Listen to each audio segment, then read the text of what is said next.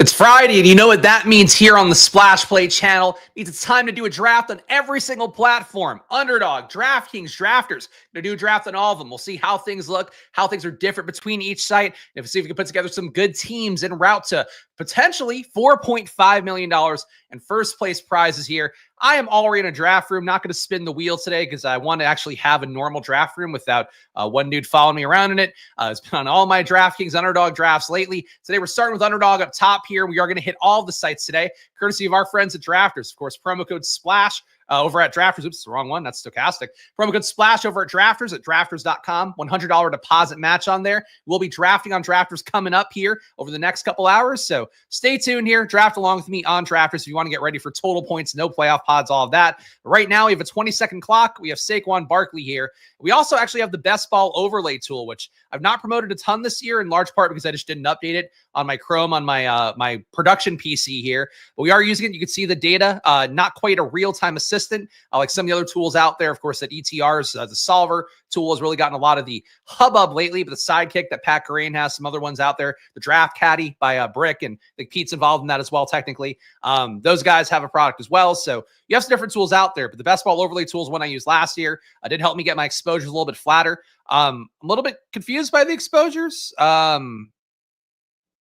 I don't know where it's getting these. The numbers seem kind of low. There's no way I have 0.4% Ashton Jency, no Malik Nabors. So my exposure numbers might not be right. I probably did something incorrectly there. We will be able to see the playoff matchups, though, week 16, week 17 on the board. We'll also be able to see some correlation stuff. So different tools and different things. This one is the best ball overlay tool if you want to check it out. Bestballoverlay.com, promo code SPLASH if you want to get in there. You can see here we're picking in the two holes, so we got some time. Saquon Bucky, of course, a guy that last year, I, along with much of the industry, did not take enough of. This year, back on the well here. And really, to me, the case is he made it really well last year for himself. High volume, still a plus EPA player, so he fit the criteria that I'm looking for the most part when I'm trying to dissect these guys. The tush-push things obviously would have made the value of Saquon Bucky go up a little more in theory, but I still think with QB sneaks and all of that, still been a situation for Saquon where people would have overreacted a little bit to both sides of that, probably drove Jalen Hurts too far down. Frankly, he's already falling enough in ADP across every platform in a lot of rooms I've been in that seems like people are not bullish on Jalen Hurts for reasons that don't necessarily make sense to me. For Saquon, though, no matter what, if Hurts doesn't score the touchdowns, it's certainly a spot where he's going to be the most likely guy to get him, and it's not going to change with Will Shipley behind him. That much is for sure. Shout out to all you guys hanging out here. It's an early start today for me because it's Memorial Day weekend, and I figure nobody's going to want to be around, and frankly, I don't want to be around if I don't have to be. So I am starting early today, but we will hit all the platforms. Stay tuned here. Let's see. It's a good chat. So we got the old Dot from Disbanded Brotherhood, but I appreciate the engagement however we get it. I got Kendrick here. Spags the Goat. Kendrick, the nicest man in any chat that I have. I appreciate him being here. Beautiful man drafting beautiful teams on a beautiful Friday. What more can we ask for? It's definitely much more beautiful than it's been this week here in the Philly area, where it has been gross and rainy out every day. And having a puppy as well who loves to drink puddles has not been a good time. And she is, in fact, next to me right now, actually being chill and perhaps sleeping. So I'm not going to hold her up to the camera. All right, we're on the clock here. All right, well, I have done Saquon and Bucky way too many times here. I feel like I've been way too zero RB on my DraftKings streams I'm doing on Stochastic, and not nearly enough early RB. And here I'm just being a little RB picky, but I will go Trey McBride here. Bucky Irving, I love. I think a Saquon Bucky start is very fun, no matter what site you're playing on. Bucky putting up 1,500 yards, all-purpose yards last year, despite not starting for a majority of the season. They're tempting me with a good time here. All right, well, you know what? We'll play the GIF. I'm an RB piggy. Shame on me. I've done this start before in the big board as well, but I'm here doing it in BBM once again. So where are we at? Here we go. RB piggy. I can't help myself. Oh, Saquon was so good last year, and Bucky Irving, there's no way things could go bad for a 5'5", Muggsy Bogues-sized running back in year two. We'll go back to Bucky Irving. But the thing is, like, I find it hard sometimes to not chase my guys who I loved so much last year up the board. Because, like, Bucky Irving, to me, was one of my pride and joys of picks that I had a lot of exposure to last year. Certainly really dimmed the lights on his brother in exposure, Marshawn Lloyd, for sure. But he and Jayden Daniels, like, I love these guys so much. Their ADPs are up exponentially on both of them. It's really hard for me to make that click sometimes in my brain. But I love these guys. I'm so proud of them. Really can't avoid them. So no wide receivers through 3 rounds, the kind of draft you probably don't see very often for me, but it is what it is. It's 2025, people. We got to embrace who we are, and I guess I'm embracing being an RB piggy right now. If only the guys on Twitter knew. If only those morons knew that I draft running backs so often too heavy, just like them. Luck is a percentage that increases with the number of people you know who know what you do and how well you do it. Thank you for that. I appreciate that, Adam. Probably not the quote I want to hear today, given that I'm officially removing myself from Twitter. I've talked about it for a while, but actually deleting my Twitter history too. So I'm just like, I'm off the platform. Only you're going to see on me there for at least the near future is going to be just retweets. So something to keep in mind there. I've been really grossed out by the way that it honestly is for the last year and change. And not talk about it on stream, so I'm not going to dwell on it too much. In particular, getting like hive hunted by like these idiots from the fallout from the snowman situation, the whatever Milton, whatever his real name is. I just don't care. I'm going to do my content and focusing on that. And to those people on there that want to keep trying to get likes off of like hate tweeting about me or whatever, more power to them. I can't be a part of it anymore. So that's one update for you guys out there. You want to hang out with me? Check me out on Discord. Check me out here on the streams. Of course, I do reply to everything in the comments of these YouTube videos as well.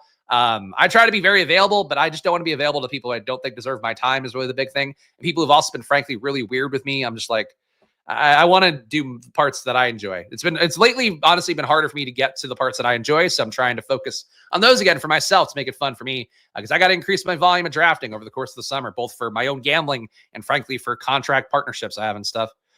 Twitter sucks in general. That's true. It does. I mean, honestly, like that's why I like having a Discord and, really do encourage you guys to join the Discord if you want. I'll put the full big screen here. Link in the description. If you join the channel for $5, you do get access to it immediately. But basically to me, and you also can join my Tails package if you want a Nod Shop where you get access there too. It's a little more expensive. But I just like having a community of people where it's like, I know what I get from them. I know who they are as people. Like I don't know every detail of every person's life. I don't know who has, I know some of you guys who have kids, some of you guys who don't. But I just like having people like actually I want to talk to as opposed to like on Twitter, I feel compelled to reply to everybody. And it's like, I don't know, not everybody deserves your time. Is sort of I think the way I've evolved over this year in particular. Cortland Sutton here, DK Metcalf here. We just got to make up receivers at this point. And I could live with Cortland Sutton. Leaves us not live for a Bo Nix slate. I think Bo Nix has been a player I've not been very much keeping my eye on too much. So there we go. We can see a little on hover too for this. Add player for combo analysis. Oh, we can see combo analysis. All right, let's see what that looks like in a minute. We can corner the market in Philadelphia non-reception touchdowns here at Jalen Hurts. But I do think we need to get a receiver a little bit better now as well. So let's focus on that. Zay Flowers coming in. Let's see what this combo analysis looks like. All right, add a player to combo analysis. Is it doing anything? Okay, he's added. I can't add Jalen Hurts to the combo analysis, can I? All right, here we go. All right, he's added. All right, so where's the combo analysis? That's the issue I'm having with the tool. All right, where am I maybe not showing something I'm supposed to? Oh well. I don't know. There's probably really cool things to use here that I just don't know. And Fantasy Dog Pound, Pat over there, great streamer as well. If you want to see some content, usually streams at nighttime too, so more convenient times than I probably put out my stuff. He made a lot of updates to the tool with this guy, Best Ball Josh, this guy who's worked on, who's also had some really nice finishes in Underdog. I'm sure there's a lot more facets to the overlay tool than besides what I use it as, which is just an exposure check. So check it out for yourself, bestballoverlay.com. If you want to sign up for it, promo code SPLASH gets you a discount on there as well. But it's a good tool. Again, it's I think one of the less promoted ones in the space because it's not being talked about by all the large best ball talking heads. I don't know. Whatever you call the big guys get all the views. They're all talking Sidekick, all talking ETR solver tool. But here we get to try this one out and see what it does. So there you go. Tyreek, appreciate him being here. Glad to see you. Glad to see Chunk here as well. Chunk, I'm sure will be joining me on Drafters coming up later on if he's allowed to, if he's allowed to. If his parents have given him permission to do it. RJ Harvey here over at pick 58. Still feel like it's a rich price tag for RJ Harvey, but Omarion Hampton's holding up. Hard to make the case that RJ Harvey and Omarion Hampton are not somewhat similar plays. I mean, obviously a little better draft capital for Hampton. I'd say a little bit better performance, competition for Hampton as well. But for Harvey, people love him out there. Hard for me to get there. Really wish he were, for me, in the 70s. I got to touch up my rankings again here. There is an update out there for you guys out there who are using my rankings. If you are a paying member of the channel or whatever other ways I have them available, I think the Tails page well Nod Shopper. I did an Underdog update this week too for some stuff. Didn't do much on the blurb side. But basically for how it is right now with Harvey, it's always the case. I mean, and it's a kind of an important reminder for best ball. If you want exposure to guys, you just got to take them where they are. And for RJ Harvey, this price tag is where he is. I think him versus Chuba Hubbard, I can live with taking RJ Harvey there. Him versus Kenneth Walker, him versus Kamara. I think that's where you run the risk a little bit more. But that's the price tag. So Harvey's biggest things going in favor of him. I'm going to look at his RB stats again here because I always need to remind myself of these guys that are, to me, lesser prospects.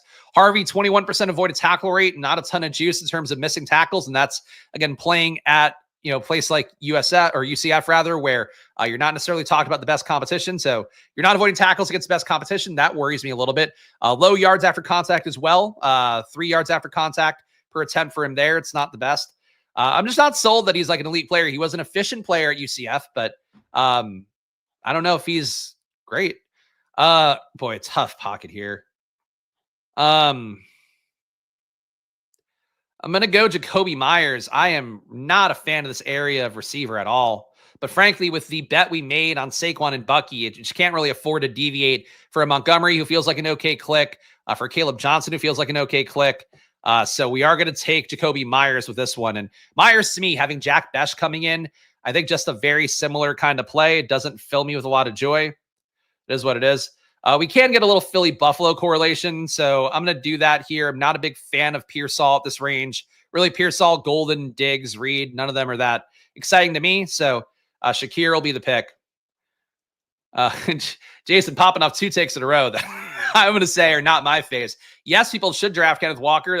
He was one of the best red zone used backs in football last year. Went down a little bit when he got hurt, and then when we also saw Charbonnet earning his share of the backfield.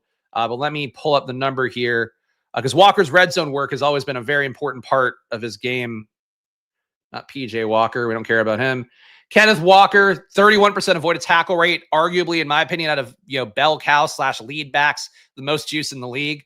He also got closed the year with only 2.1 red zone rushes a game, 0.9 red zone targets. Still 3. 3 is really kind of a watermark, I'd say, for a guy being a relied upon red zone back versus one that's kind of just in the mix. But generally like 2 or less, you're talking about a guy that's really not getting appreciable red zone work. So Walker getting good red zone work, shifty guy, got more targets last year as well, had a 28.4% target per out run. I would say that for Kenneth Walker, that's really the stuff that stands out to me. So I think he's a really good click in that range, even though the injury stuff obviously gets a little bit fatiguing. And no love for Diggs for me, no. The knee injury for a 31-year-old guy, ACL injury, does not really do a lot for me. The Tennessee coaching staff, along with Josh McDaniels' offense coming in, that does do a lot for me. The fact you have a lot of receivers there that are competing, that are younger. Diggs got paid big money, so I'm not going to begrudge anybody taking him, but he's one of my least favorite clicks overall. I didn't even take him when he was going in the 100s. I'm just not a Diggs fan very much at all. Sam Sherman showed some interesting data on wide receivers that basically showed the difference between the wide receiver like 16-ish and wide receiver 50 is generally negligible. That seems fair. I mean, I know Sam has generally in the past been more of, and it's something that we've, I would say, butted heads about, but we've chatted about in terms of like our viewing differing viewpoints on wide receiver capital versus RB capital. And he does generally love, I think, taking more RBs early. I think one of his general rules of thumb of drafting, and I don't want to misquote him here, but from what I know and what I've seen, he likes to build out the starting roster. So he'll try to take like 2 RBs, 3 receivers, 1 tight end, but not like take 4 receivers before you take the second RB kind of thing. So somebody builds more naturally balanced teams, I think, is going to find data that probably supports building more balanced teams. But that's it. Like Diggs because of stacking option in May. I mean, why? Like what? Like really? Why do people like Drake May so much? Besides the fact that Pat Curran told you he's a really good player. Like what is the love for Drake May really? I would love somebody to tell me what the actual case is at some point. I think it's become this industry standard thing, and I don't think it's actually rooted in anything real, based on the numbers I look at. Anyway, we have Kyler Murray here. We have Bo Nix here. We have 2 of our key stack partners. So might be a Murray Nix double tap, but I will take Murray first. I'm trying to take more Murray here. They've talked about him running more this year. Obviously, with Harrison, hopefully taking a leap up. McBride, hopefully taking a leap up. Maybe there won't be as much rushing volume there. In addition to Trey Benson getting more of a timeshare, at least based on the reports so far. All right, so different bye weeks for Nix and Murray. Week 12 bye for Nix. Week 8 for Murray. I feel okay about RB. I think the receiver room is dog shit, but we're just going to load up with some volume there. I am just going to take another QB and go Bo Nix here. I think that this is a little more balanced than I normally go. And obviously I wouldn't say wasting the RB capital up top, but spending a lot of RB capital up top definitely is one of those spots to me that I feel really good about the RB room. The receiver room is just like not the kind of ones I like to build. Not good that multiple reports in training camp last year had Joe Milton better. May is also reportedly not looking good at OTAs. Yeah, I mean, that's been the case since last year. I agree. I've said that. It's also like his performance last year really didn't do anything special. He did spike for fantasy though, so I'm not going to say that he doesn't have viable fantasy upside. People also treat him like his rushing QB. Had a very long debate with our guy, I am the KY, in the Discord. It was talking about the fact that like he's like, oh, Caleb Williams, he thinks is like a rushing QB. I would disagree. Like generally guys that are rushing 7 or more times a game and sort of the rushing upside, how they run, how they take touchdowns away in the red zone. I think that sort of would make a guy rushing QB as opposed to Caleb, who kind of runs out of opportunity like your Joe Burrows, players like that. But point being, we're talking about that a little bit. And, kind of talk about Drake May as well to that prism. Drake May ran 4 times a game last year. Drake May also was really not running a ton in college his senior year, kind of made a business decision for himself after he ran a lot the year before he came out, which makes sense. Like in college, you do that, but then he goes to the pros, doesn't run a lot either. I think that in general, to me, with Drake May, like I think he's got this perception that he's like some elite player who does a lot of great stuff. In reality, he's getting one of the more regressive, theoretically, offenses coming in that's going to run the ball a lot. And you can talk about like good offensive line or whatever. New offensive weapons, great. They also spent a lot of draft capital on it last year. What did it get them? I don't really think that I just don't think people are actually in line with how Drake May performed. Let's look at the numbers here for Drake May. So I can maybe talk more directly about it. So Drake May, negative 0.1 EPA per pass. So that's not great. Negative 0.05 EPA per dropback. So he did add some value with rushing, but not enough to say that he was some world beater there. 70% on target rate is around average. Good players tend to be closer to 75. Jared Goff is at 72. So you're talking about a little bit of discrepancy there between him and some other guys. Jayden Daniels is at 70 last year. So, a little bit ahead of where Drake May is. The catchable ball rate for Drake May also appreciably lower than a Jayden Daniels, 78.5% compared to 82. Jayden was also significantly behind guys like Baker Mayfield there, who are more like 85%-ish range. Point being is like Drake May didn't do anything that special. So I don't know why we get treated like he's going to be somehow taking a big leap up when he's also going to a coaching staff that like has not proven at any point to be really aggressive and doing the things that we want to do. So either way, that's my feelings about it. We'll stack up QB with tight end again. Take Ingram here. Frankly, really balanced team. My receiver room really could use a lot of help. But we'll add Marvin Mims to that equation, and hopefully that'll help as well. So Marvin Mims, our 5th receiver here. Denver triple stack at this point with Bo Nix.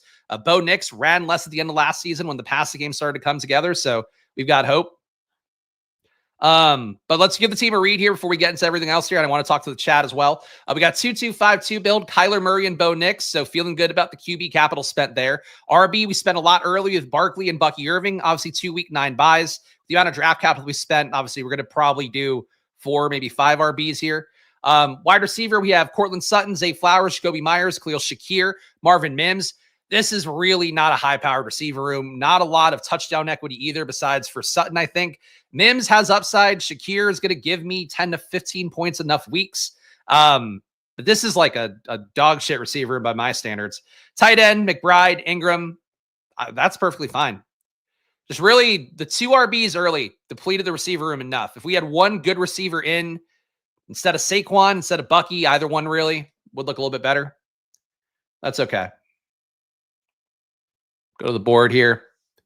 All right. Film watchers love May. I don't care about that.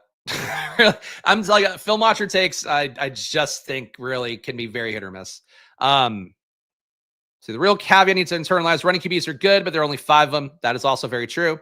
Drake May getting a large pass because the O-line and offensive tools he had last year are generationally bad. I don't think they're generationally bad. They weren't great, but they did spend draft capital. Like you took Polk, you took, was the other one who sucked that isn't, who's the guy that everybody was touting last year? Baker, took Javon Baker and thought that he was going to be a guy. You have Hunter Henry being paid money there. You paid Ramondre. Like they put guys in, they paid guys and drafted guys like they were going to be good. So I don't think they fully, didn't try there. So in my opinion, I don't know. I just don't think Drake May, especially compared to people coming in, like, you guys know where I stood in the great debate, how much I defended Jayden Daniels and how much there were some people out there, I would even say really sharp, who caped for Drake May over Jayden Daniels. I never saw that argument for a moment.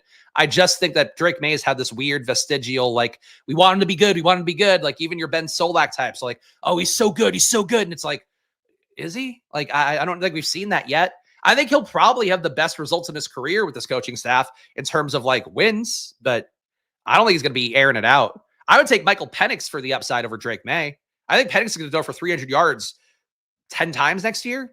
I think Drake May does it once. I don't know. But he will run a little bit more. Vrabel does like a QB will run, so maybe they'll tie in Drake May. Like maybe he'll do some stuff that Drake May hasn't done in 2 years. Maybe he'll run a lot more. But I don't think that's in him anymore. You either run or you don't. He made a business decision to stop running a while ago. We got a pick coming up here. We have a 2-2-5-2 build, so have to add some more at receiver. Have to add some more at RB. I think I'm not saying anything too crazy here. Trey Benson on the board, though, as you can see here, does correlate with our Kyler Murray. So we'll go Trey Benson. 2-3-5-2 build here. Again, really evenly built in terms of draft capital. Just the talent at receiver is real weak. But let's see what we're getting with this next pick. Penix had a higher ceiling game in 3 starts compared to May. Yup. Agree. Like Penix too. Him and London. Agree. He really did favor London. Front office trying to surround him with talent doesn't mean they succeeded. His 24 line and wide receiver unbelievably poor. That's great, but I mean, they're trying again. I mean, frankly, the OL they took up top this year was not really terribly highly regarded either. They just kind of took him as the last man standing out of the next group of players that weren't the top 3 guys. So I don't know what you're getting there. All right, I think we need to get receiver in. Again, we got little Philly bets. We have a little Tampa Bay bets. McMillan could work, but McMillan does fall a lot more in rooms. I'm going to get Josh Palmer. I think we're getting the Buffalo passing attack when I take Shakir and Palmer. We have Saquon here. It's a little week 17 correlation with Philly and Buffalo. That plays for me. And I think, again, another receiver that really fits the shitty archetype we have here. Really, bunch of little PPR sluts I've got at receiver, which we don't really want on the half PPR site that's Underdog. That's all right. Let's see. What's your take on Josh McDaniels on SOC? He's a known cheater and pathetic loser. Thank you, Christian. Really get into the crux of it. I don't think I think the time has passed by. I think he'll run a functional, run heavy, check downy offense that takes occasional shots. But I mean, really, there's nothing about what Tennessee did when Vrabel was coach. Nothing that Josh McDaniels has done in his last few stops to make me think that's going to be an offense as gangbusters. I think it's a team that's going to try to win with defense, going to try to win with plugging the run, and probably also have really big deficiencies in the secondary because that's every Mike Vrabel team that's ever existed. Tennessee was one team where if you were playing DFS here, if you watch the videos on the channel, I would tell you, play receivers against Tennessee because downfield, they get beaten up every time. They'll get pressure up front, but they have nothing back there. That's been every Vrabel team for a while. So he has a type. I don't think it changes in New England. Even with, signing Milton Williams over there, the defensive tackle, not the idiot, signing the defensive tackle. Like that's the thing where like you're showing again a will to stop the run like he was doing. So to me, I just don't know why people are like New England, Dallas, 2 teams where people are buying into this offense being like world-beating offenses. Why? Like, what about the coaches there make you think it's gonna be a world-beating offense? Chicago, we know why. New Orleans, you know why, or you should know why. Kellen Moore being there. Frankly, even some of the guys that, the teams that hired good pass game coordinators from other teams or promoted, like Tampa Bay promoting from within, I think a good thing. The Jets bringing in, Detroit guys to kind of run things there, including Aaron Glenn, obviously, as the head coach. But Engstrom, who's the head, going to be the offensive coordinator there, he's a guy with Detroit pedigree. So he's probably bringing, good principles. Those are much more exciting offenses to me than team that just got one player in. And I don't know. The Dallas thing bugs me. The New England thing bugs me. I just don't think there's going to be good offenses no matter what. But that's my bet. Devontae went off and Josh Jacobs. Yeah, because volume, great. So you think they're going to get volume? Who's going to get volume on New England? When you just have the draft capital you put in last year for Polk and, to a lesser extent for Baker, but Polk in particular got decent draft capital. This year you added more on top by taking Kyle Williams. You're paying Diggs big money. So where's the volume going? Like Diggs getting 7 targets a game? Sure, I could see that, but he gets less efficient by the year. He fell off the cliff heading from Buffalo to Houston. Now he tore an ACL. Buffalo was last year in particular. Let's look at Diggs numbers from last year too. Diggs last year, 0.3 EPA per target, 0.33. So pretty close to where he was in his heyday. 25% target per out run. That's also not bad. 0.6 red zone targets a game. Could be better, but not bad. Diggs, the target earning definitely fell off the cliff last year. But I don't think he's going to be your like alpha target earner who's going to really be a game breaker for New England either. If Kyle Williams is good, and people seem to think he is. So I don't know. I just don't believe in New England. You guys can follow your hearts. I don't know. Like we'll know who's right about it in fucking 100 and something days. And even then, that's only the season starting. 2-3-6-2. really don't love Pat Bryant, and I don't think that's a spot for him for me either. I'm going to go Alec Pierce here. I really feel like I need more help at receiver than I do at RB. Really believe that Saquon and Bucky are going to make my teams work a lot better. That's that. Braylon Allen at a timeshare for the Jets, I think is a viable click here. I've already got 3 Denver receivers. Pat Bryant on top might be kind of OD. Let's just take Braylon Allen here. He does have a different bye week. No, he doesn't. Fuck me. Oh, week 9, I'm just not getting RB points is how it goes. Let's give the team a read, though. It's a 2-4-7-2 build so far. Kyler Murray, Bo Nix, love that part. RB, Saquon, Bucky Irving, Trey Benson, Braylon Allen. I like the room. The 3 week 9 buys is not great, though. Got to now add one more 5th RB on, I think, for week 9. Wide receiver, though, really doesn't matter because that RB could be hurt week 9, so maybe I'll just take the 0. Cortland Sutton here, a wide receiver with Zay Flowers, Jacoby Myers, Khalil Shakir, Marvin Mims, Josh Palmer. So we've got some Philly-Buffalo correlation, though we've not done much stacking or much reverse correlation for bringbacks, rather, for KC, for our QBs. Arizona, I don't think I have any bringbacks either. Yeah, nothing for Cincinnati. And tight end, we have Trey McBride, Evan Ingram. So look, the receiver room with Sutton, Flowers, Myers, Shakir, Mims, Palmer, Pierce. That is the weak part for sure. I think we got a lot of guys who are in the rotations for their varying receiving rooms. Sutton, theoretically, a wide receiver one. That's a little bit weak. It's all good. And I appreciate you pushing back, Kriath. I think that's fine. Yeah, like, honestly, to me, I'm happy to hear other people's takes. And again, ultimately, like, you should gamble however you want to gamble. That's the thing that I think people don't get is, like, I come by my opinions very strongly because I put in more work on this than most people do in the space. And I do have access to really great data thanks to my friends at Sports Info Solutions. So, like, I really do believe a lot of things, like, in my own takes, I come by with hard work and earnestly as well.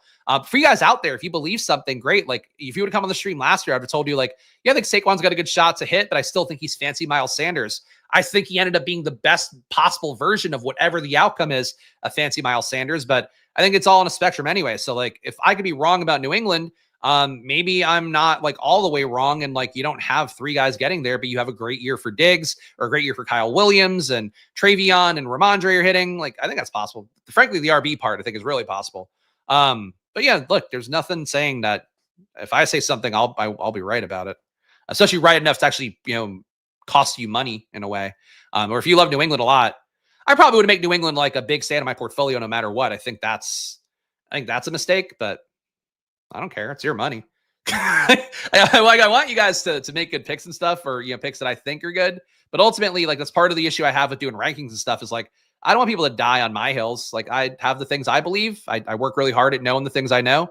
I've taken jobs just to learn more, like at Football Outsiders. Got to work the Super Bowl champion with the Chiefs. Got to work with Aaron Schatz, who, for whatever flaws he may have, is one of the best data minds in football. So, like, I've worked a lot to get my takes, but doesn't mean that they're all going to be right. I think it's still better than most people, though. In particular on YouTube. Ooh, who's Spags throwing shade at? We don't know. We got Marshawn Lloyd here, Justice Hill here, 2 guys who are pretty reliable clicks for me in this range. Justice Hill I've talked up enough as the backup there. I've been getting less Lloyd lately, so I'm going to take a little Marshawn Lloyd. Never hurts to get a little Marshawn Lloyd in your life. Coach is talking him up a little bit. Very excited to see what he can do. He's not hurt so far in OTAs. That's a thing we're looking for as well. So feeling okay there. Oh, man. If this team is good, it's going to be entirely on the back of the RBs. Justice Hill's still here. And honestly, I feel like I've done as much as I can at receiver. Like, I take Jalen Coker here. What's that really doing for me? Taking Royals actually as a bring back for Denver could be fun, because we don't know what'll happen over the course of a season. Royals, to me, more athletic than Rashee Rice. Similar players, honestly, in terms of archetype and how they played in college. Both good target earners, I would say above their head in terms of target earning. Both fairly efficient in terms of EPA metrics in college are Royals and Rashee Rice. But I think with Rashee Rice, like, I know they're saying he's participating in OTAs. I haven't heard anybody say he's actually full go at OTAs. With the knee injury he had and with the suspension stuff, that seems like it's not going to be here in 2025, if ever. I still think there's, like, enough little swords of Damocles hanging for Rashee Rice that Royals is probably undervalued. But the main reason I'm taking him here is because we're looking for some week 17 correlation. We have Bo Nix, so we'll take a shot at Royals here. And again, if there is any chance that Rashee Rice were starting a pup list, I think Royals taking his job the first month of the season. he might flash some things that keep him on the field. Other guys I like late here, and we are going to hit our next stage of the draft as well. And did I read the start time wrong? No, I put a start time up just to schedule something, but to be honest, you really should hit the notification bell if you want to see when I actually start times, because I just do it whenever I can, basically, especially on Memorial Day weekend. Like a 2 p.m. start time, I'm just going to, like, there's not going to be any views anyway today, really, but there's going to be even less, I think, if I started then, with people already being out of the office and stuff, or, done for the day. And frankly, I would also like to be done for the day, so that's part of it. One could say that I should have put the start time for 1 o'clock in the first place. And I would agree, but, got the dog, got things going on. But we got one more pick left here. And then should I spin the wheel for the next one? I don't know. I really don't want to see the icon in any of my drafts. That's really the main thing. Guy has been in all of my drafts on Underdog and DraftKings lately. So I do kind of want to flip it around. No MLB for me today. I'm not on Stochastic on Fridays, so I usually don't prep MLB. NBA I do, though, because I did my show earlier on the other channel, on the @SplashPlayBets channel, if you want to check out some Showdown content for me for today. I've been crushing it for Showdown this last couple weeks, so I don't know. So do whatever you will with that information, I guess. Let's give this team a read for our last pick. 20-second clock did make this move pretty fast. The draft done in 31 minutes feels pretty nice. I got to give an underdog a shout out for that. Kyler Murray, Bo Nix at QB, at RB, Saquon Barkley, Bucky Irving, Trey Benson, Braylon Allen, Marshawn Lloyd. Really fucking love this RB room. I think that RB room pops. Receiver room, exact opposite. Cortland Sutton, Zay Flowers, Jacoby Myers, Khalil Shakir, Marvin Mims, Josh Palmer, Alec Pierce, Jalen Royals. We have like no touchdown equity at all on that team. A receiver. Tight end, though, Trey McBride, Evan Ingram. Fucking love that too. This is the kind of team that could do some damage, because I hate that receiver room, but it's probably enough to exist and get by. The RB room, if it does hit, if those guys pay off relative to their ADPs, even if they're not, even if Saquon and Bucky aren't world beaters, having them with the other guys as part-time role RBs who can make the flex, I think this team pops. I think this is a nice team. You can feel how you want. I didn't ask, Bengals. All right. Any Bengals we want to take late? Yoshivitz would have been a click. Somebody took Burton too. Jesus. All right. Jalen Tolbert. Oh, this is awful. This is awful. I'll take an Isaac Tesla shot here. I don't take him very often. I really find it hard to believe he's a dude, given that he's mostly a slot-only guy with how he played in college, and obviously that's Amon-Ra St. Brown's role. But, that is what it is. Anyway, let's go to drafters next. I think it's a good time to do that because got enough of you guys watching here. And of course, you do want to show some love for drafters, because the only reason I'm doing drafts this year is because of drafters supporting the show. So do check them out. Again, promo code SPLASH at drafters. You can see me going to drafters right now on here. And I'm going to enter this room. $20 best ball championship main event. We'll see how many spots we have in here, and you can draft along with me. And the big thing here on drafters is that we're not really competing against each other in the same way, because we're not in the same pods like you are on DraftKings on Underdog. We also have 8 spots in here. So you literally, if you're one of those people that love seeing your username on the screen here, go jump in on drafters right now. Promo code SPLASH, $100 deposit match. We're going to get this going, and we'll hit DraftKings last. So stay tuned for that. Thank you, Draft. Thank you, Robert Griffin the Turd. I always backing me up on things like that. I appreciate it. Should have been Troy Franklin. It should have been, but somebody took him. I would have absolutely taken Troy Franklin. Great squad. Thank you for that. I like that team a lot. I think that was a nice team. Felt bad about the receivers more than I should. I think it really comes down to you take 2 RBs in the first 3 picks and an elite tight end. You're going to not feel great about receiver. But I love Bucky and Saquon last year as best as Saquon could. That's that's me being magnanimous. But show some love here if you can, guys, as well. Again, we're waiting for you guys to sign up on drafters and get in there. But again, you have plenty of time. You can see how many spots we have, 6 spots left. But show some love if you can. Subscribe down below, hit the like button, leave a comment. Again, no matter what, I'm here for you guys in particular in the Discord. Happy to debate, to discuss things with you guys as much as you want. Again, I also, for guys like KY, look, my instinct, I really wanted to call KY an idiot in the Discord the other day, but I know he's asking questions because he's thinking about things differently and trying to get outside the box. And I think that's the kind of thing that actually, I get shit on for not being open to other people's opinions enough by Twitter weirdos who've only watched one stream of mine or something. For you guys out there, I actually do care about your opinions and want to hear what you're thinking about stuff. And in particular, if there are things you want to talk about with football, I do come about a lot of knowledge and research from hard work at this stuff for a while. But challenging my thought process, in particular for you guys out there that follow the news aggressively. That's the best thing you do for yourself to give yourself quote unquote an edge. Hearing other people's takes out there. Does a Justin Hersey give a great take that I might not have heard? And then you hear it and you think that's genius, citing that. I don't know. Like, give me your takes. I'm always happy to hear it. I do appreciate you guys, giving me those thoughts. Shout out Robert the Turd here for the super chat. He's been a member for 23 months, almost 2 years as a member. Wow. Shout out Ross, shout out Tyler, all the earliest signups. Matthew as well, a very early one. Chunk, slightly less early, I think, but in that same range. Historical Anomalies, got a lot of great guys who've been here from the beginning. We'll cross state lines like a sex trafficker to play drafters if this means we have a place against our Fridays. That's my premise. That's my promise and my promise that we'll be doing the Friday marathon streams here no matter what, because I don't care. I have a kid who's in daycare, so that's fine. You need to fill these 6 spots though, so we're gonna have to think of like an in-between game. Does anybody have the link to that week 17 game that the guy who made the BBM board made? Because that would be a fun one to do on stream. There's like a little week 17 pop quiz thing that guy Patrick Donovan, who did the best Ball Mania, the BBM whatever chart thing, BBM DB, I think is the site name. Let me see if I could find it. Week 17 PD. Find it on Discord somewhere. I know it was on Pete's Discord. Patrick. No, I can't find it that easily. Well, that would have been fun to do on screen here while we wait for this to fill. But if otherwise, I could just shut up and wait for 6 spots to fill on drafters. That's fine. Or we could just talk to chat. Let's see. There's one thing I've learned after playing basketball for years is the lineups I love rarely make the finals. Last 2 years, 2 lineups that made the finals sucked. Pod luck. That's exactly true. I mean, that's what we talk about here when you do drafts. You are just trying to find yourself the best possible teams you can. And really, I think you worry about structure and all that, worry about ADP value as much as you can, worry about correlation and week 17 correlation as much as you can. But ultimately, like, some shit's going to win, and it could be something you have, or it could be some dumb shit that some idiot put together. You got to accept that about best ball, but you want to put yourself in the best positions here. You want to build the best little boxcar racer cars that you possibly can, and they might all fall apart. They might, whatever, but that's the goal here. So the guy Patrick Donovan made a tool where basically it's every week 17 matchup, but it's like you'll see 4 teams and it'll ask you who's playing this team in week 17. And basically kind of like a flashcard visualization thing, helps you memorize the week 17 schedule more. So very clever little tool by him, but basically kind of a brain games tool as what he made. But it was on the Discord, on Pete's Deposit Game Discord. I just don't recall where it was. Depending on Ben Sinnott taking stats from Ertz this year. Well, fucking year late. That's how I'd feel about that.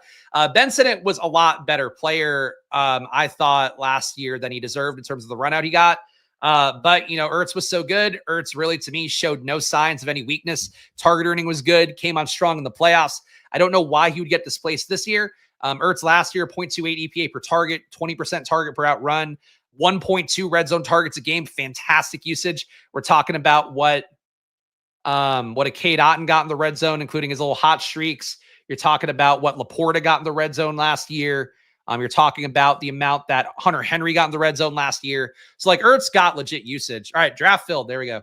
I think it's hard to move away from Ertz is really the main thing to me. So still think Sinnott is a good player. Still think he's really got great yak ability in particular. That could be fun in that offense.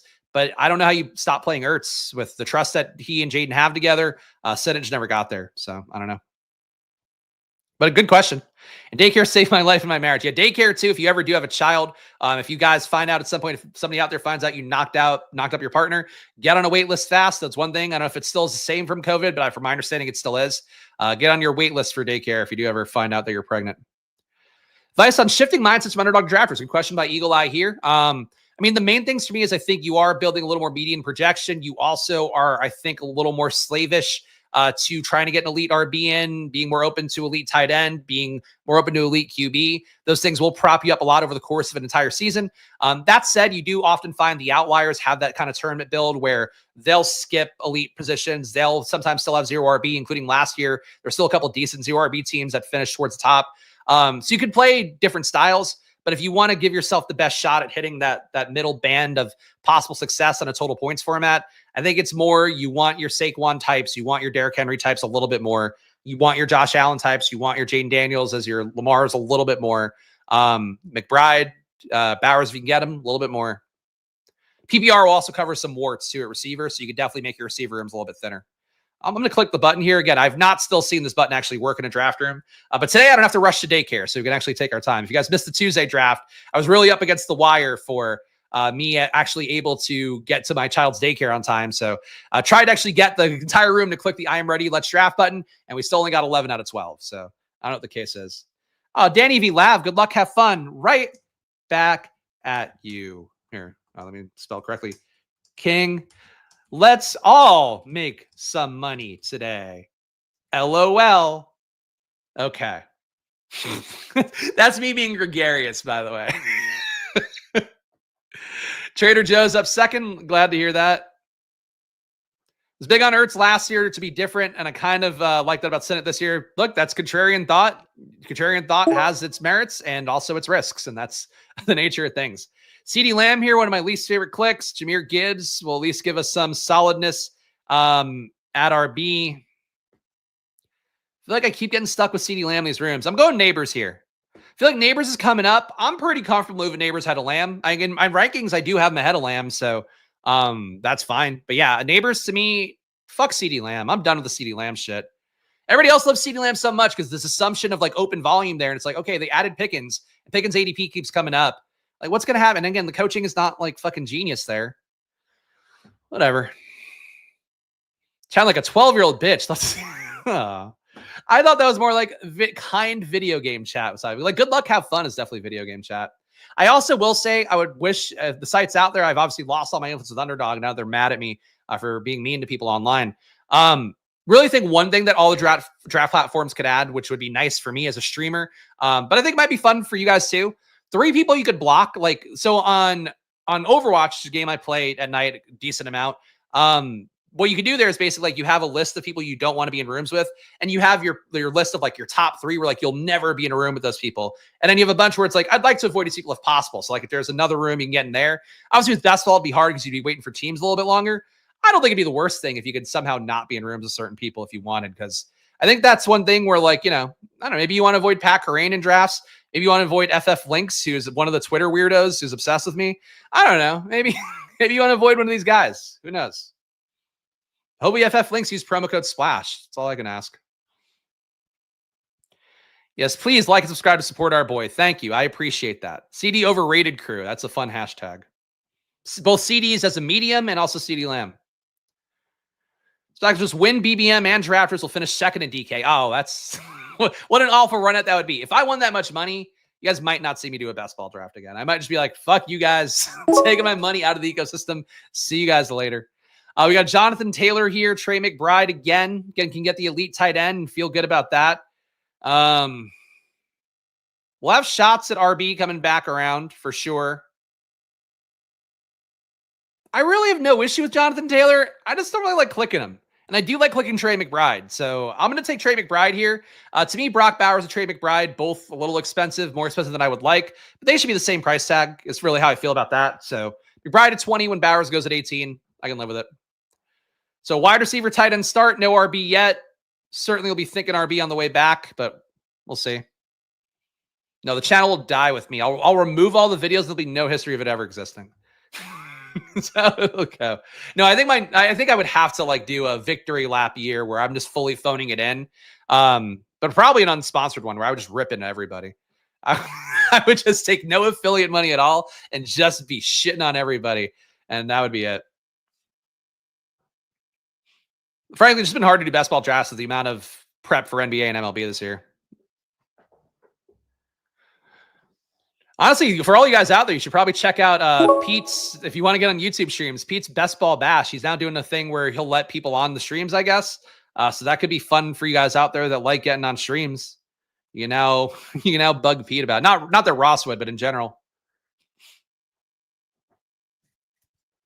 I think he's launching that next week with the randomizer if you want some different best ball content to check out. I've let people in open rooms before, usually at the end of the year, and I actually thought about doing that this year as like a call and radio thing. But then the weirdos got weird, and I was like, I don't want to do that then. So unfortunately, that's how the thought process goes for me a lot of days. I have like these really ambitious ideas, and then I go, or I could just do a draft and get a good drafted and not have to fucking worry about it. That's really my biggest flaw as a creator. But hey, you get good takes out. You have some questionable take. That's true. But the good news, there's no way to find it by SEO. I didn't put your town in Connecticut on, on the YouTube video. Spags, this summer, you do the daily news during training camp. Those are my favorite streams.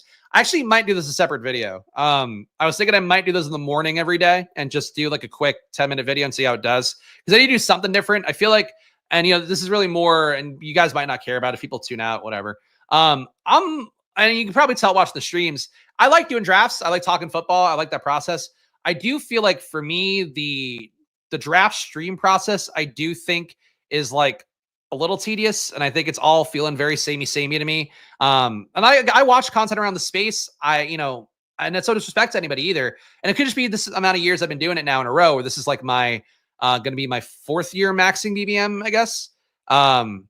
Is that right? Yeah, I think it's gonna be my 4th year maxing BBM. So like for me, I don't really feel like there's creative content here. Like you have the Coach Weekend next doing karaoke videos, but it's still an hour-long draft video. So I think that's what I'm probably going to be trying to look at more, is like, is there anything I could do that's different right now while still fulfilling my contractual obligations to do the drafts on stream? And, for you guys as well, because people like that content. But there's got to be some way to do something different. I don't know. There's like too many people doing the exact same thing, and it kind of makes me feel a little creatively sapped. But that's me opining.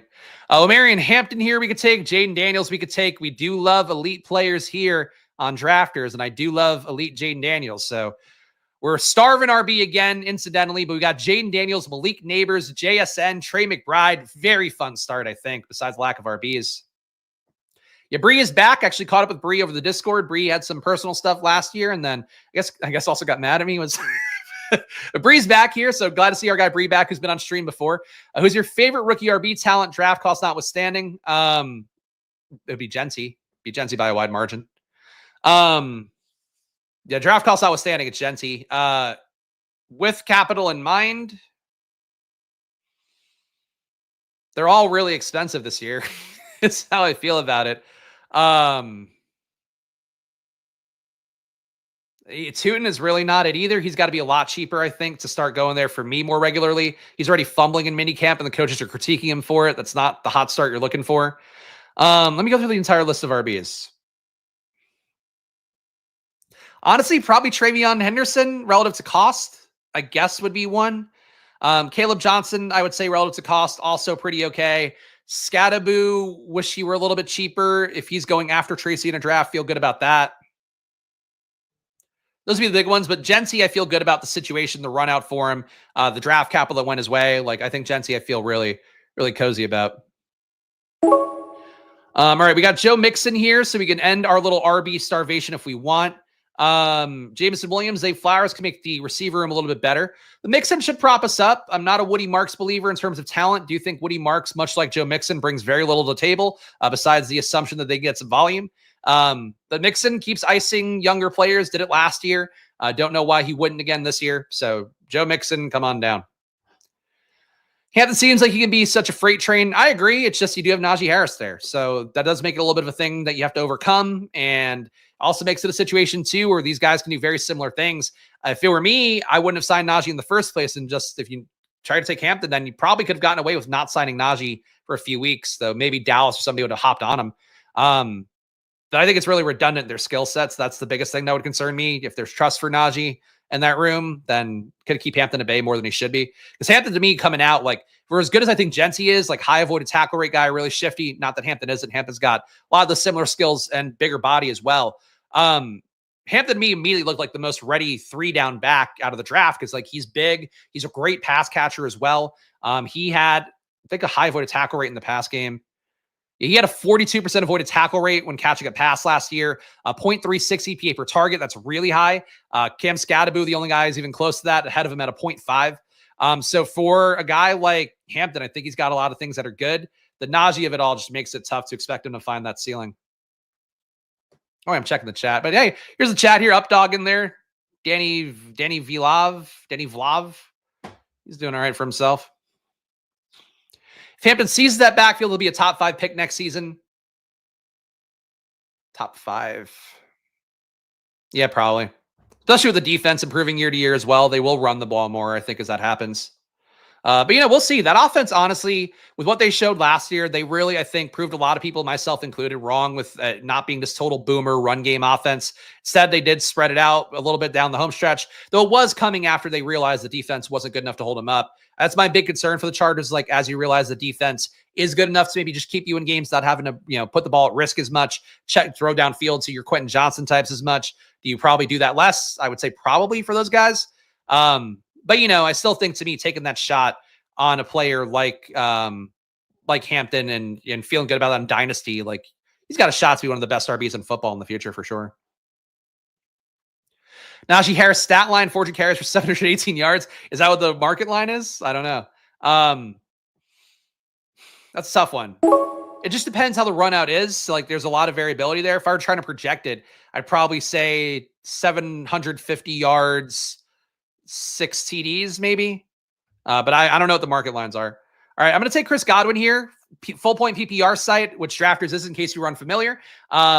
But definitely the kind of player I like more. I also am not worried about the Egbuka threat. I think he's going to keep Egbuka iced more than people realize, because Egbuka is really a natural slot, not a natural outside receiver. McMillan, for his flaws, I think is a more natural outside receiver. So I think Godwin, to me, getting the money, coming back in here, unless he's more hurt than we all know, and maybe the draft capital for Egbuka gives that signal more than I'm worried about. I think Godwin's a really good pick right now. I did that just for you. I knew you'd be on board.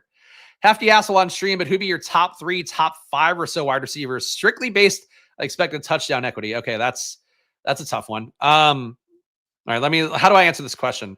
Based on touchdown equity, so we want high red zone target earners. Let me sort by red zone target and try to be mindful of guys that are going to have very similar situations without the change there, because that's how I would project it. All right, red zone touchdown. No, wait, no, red zone target.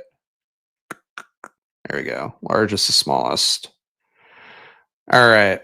Jamar Chase, 2.1 red zone targets a game last year, would have to be number 1, I think, pretty obviously. T. Higgins had 2 a game last year, so that workload is pretty good. Bengals defense is actually, I don't think, going to be better this year, so I would say he'd be another one. We're on the clock here. Nice little RB pocket. Caleb Johnson, Tony Pollard, Swift.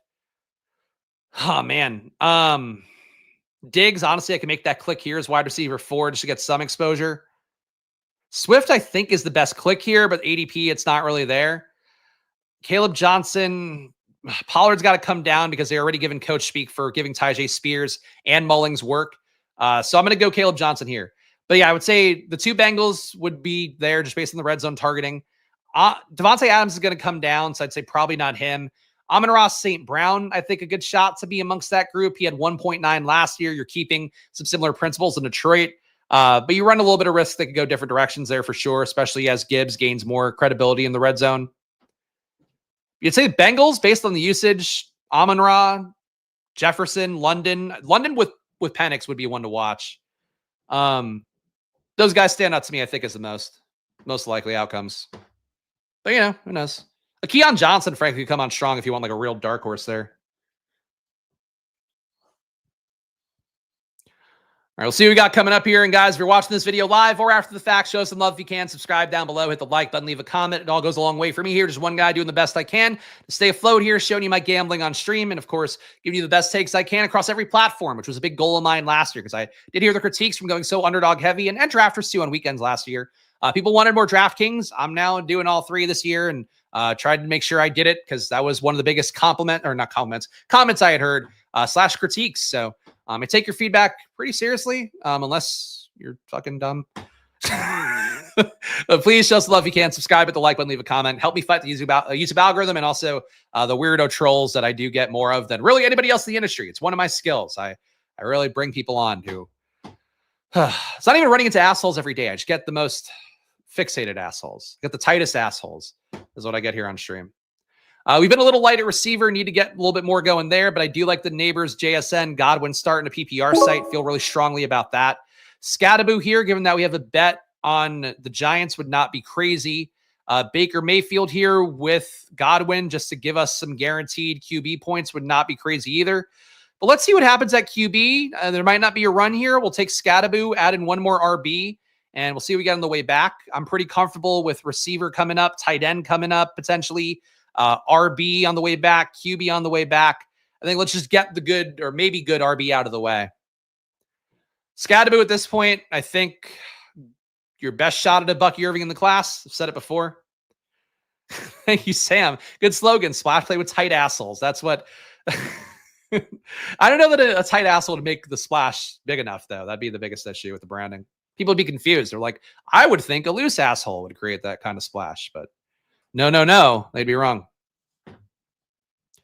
Yeah, that's what I think. I don't know what the thing is. Like, I don't know what to do for the SEO of it, but I'll figure it out. It's been a thought, though. It's been a thought. I'm sure somebody now will take the idea, given that I put it out in the ether. I think there must be more to life than best ball drafts. Is really the main thing I've been thinking lately, content-wise.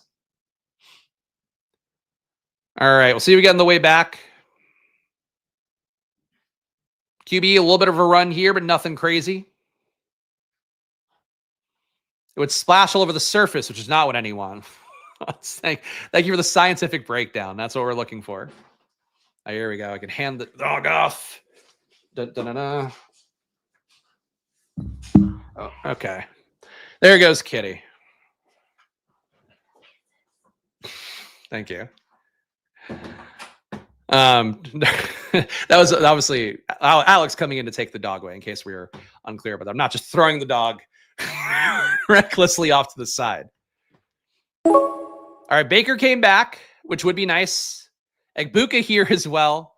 We got unstacked Jayden.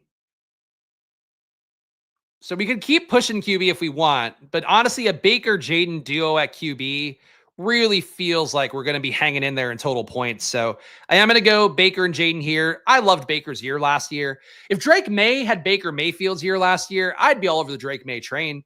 Let's see how much soon after Baker Mayfield Drake May goes, just for the record.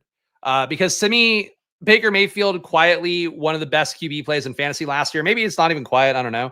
But like, he doesn't go that highly this year, and I don't get why. They've given him more weapons. Obviously, the coaching's changing with losing Liam Cohen, but you promote from within there. You expect continuity. A Baker 0.13 EPA per pass, 0.14 EPA per drop back. I will say for him too, having that higher EPA per drop back because he ran a little bit. Baker made some fucking nails runs last year. Like, he made some runs that a guy his size without being a rushing QB, their guy KY, I'm sure would say he's a rushing QB. He was like a beast on that. He frankly could throw the ball downfield more too. Only 3.7 deep targets a game, 0.3 EPA there. I would actually expect him to get better at that. Again, in fact, he actually had a high catchable ball rate on his deep passes. Just they didn't connect well enough. I think Baker could smash this year, man. Baker is one of those guys I think is quietly, and this is like a weird take. Baker's like one of the most inspirational players in the league, I think. Like, for a guy who got thrown to the literal scrap heap by Carolina, not let alone by Cleveland, like the team that drafted number one and then, got rid of him because they were going a different direction there. But also like getting thrown by Carolina, played for the Rams at the one game, but they didn't keep him around. For him to rebuild his career like he did, and now to be a guy where I think he was like really one of the best QBs in football last year. I don't know if his kind of play will ever lead to a Super Bowl win, and I think the defense is not good enough either for them to get there. Like, Baker is, like, to me, I think one of the most impressive QBs in the NFL. And I think people don't talk about him enough. Like, he was great last year. When I went through the weekly reviews, would go through the fantasy points, he was always amongst like the top 5 guys, it felt like. Definitely a style of play could lead to mistakes if it does start to get a little away from him. And if the coaching is worse somehow, it can get bad. But like Baker at 101 or Drake May at 114. I don't know. I'd rather have Baker at 101. I think for me, I would say 10 times out of 10. We got to get some more receivers in. We have Shaheed here. We have Coleman here. We have Mims here. Coleman, again, can be a guy that puts up touchdowns in Buffalo just through the inertia of being really big-bodied outside receiver. Shaheed I like, but let's see what happens with him. We'll go Coleman. I'll take the shot at touchdowns. Nothing stacking here, but it doesn't matter. Let's see. Spurrier students like clicking Ridley. I like clicking Ridley too. Cam Ward's going to help him out a lot. I like to add water to the bowl for thank you. Nolan is always good at the chat. I feel like Nolan comes in like a ninja with his chats. Always gets to the point of things really fast. Spags Friday's best day of the week. Thank you, independent thinker. That's the kind of independent thought I support. Baker froth up to mid-60s on DK in pre-draft, and even after getting more weapons, he's dropped to near 80. Very weird. Yeah, I think summer drafters, casual, I guess, / more casual drafters, even though you're probably not casual if you're drafting this time of year, really. The more casual side of things, though, I just don't think they like Baker very much. I think it's holding maybe the past against them a little bit too much. Situations change, players change, and when they show you who they are over the course of a season, I think that's when you start to take note of it. See the chat's going on here. Updog being kind and conversational here. Love to see a nice chat. There was some screenshot that was going viral on Twitter the other day of somebody who deliberately sniped Joe Burrow from a player who had Jamar Chase and T. Higgins. And then the guy also was like, I took him from you. You're not going to get that. You lose. It was like being a villain about it. And it's like, oh my God, that's awful drafting. But I posted in the Discord. I forget what the exact phrasing was of the guy, but basically that was the thing that he posted in a drafters chat. So even on drafters, even though it is one of the more niche best ball sites, have no fear. You're also getting absolute idiots here. You're playing defense. That's the way to win money in a fucking 500,000 person field, for sure.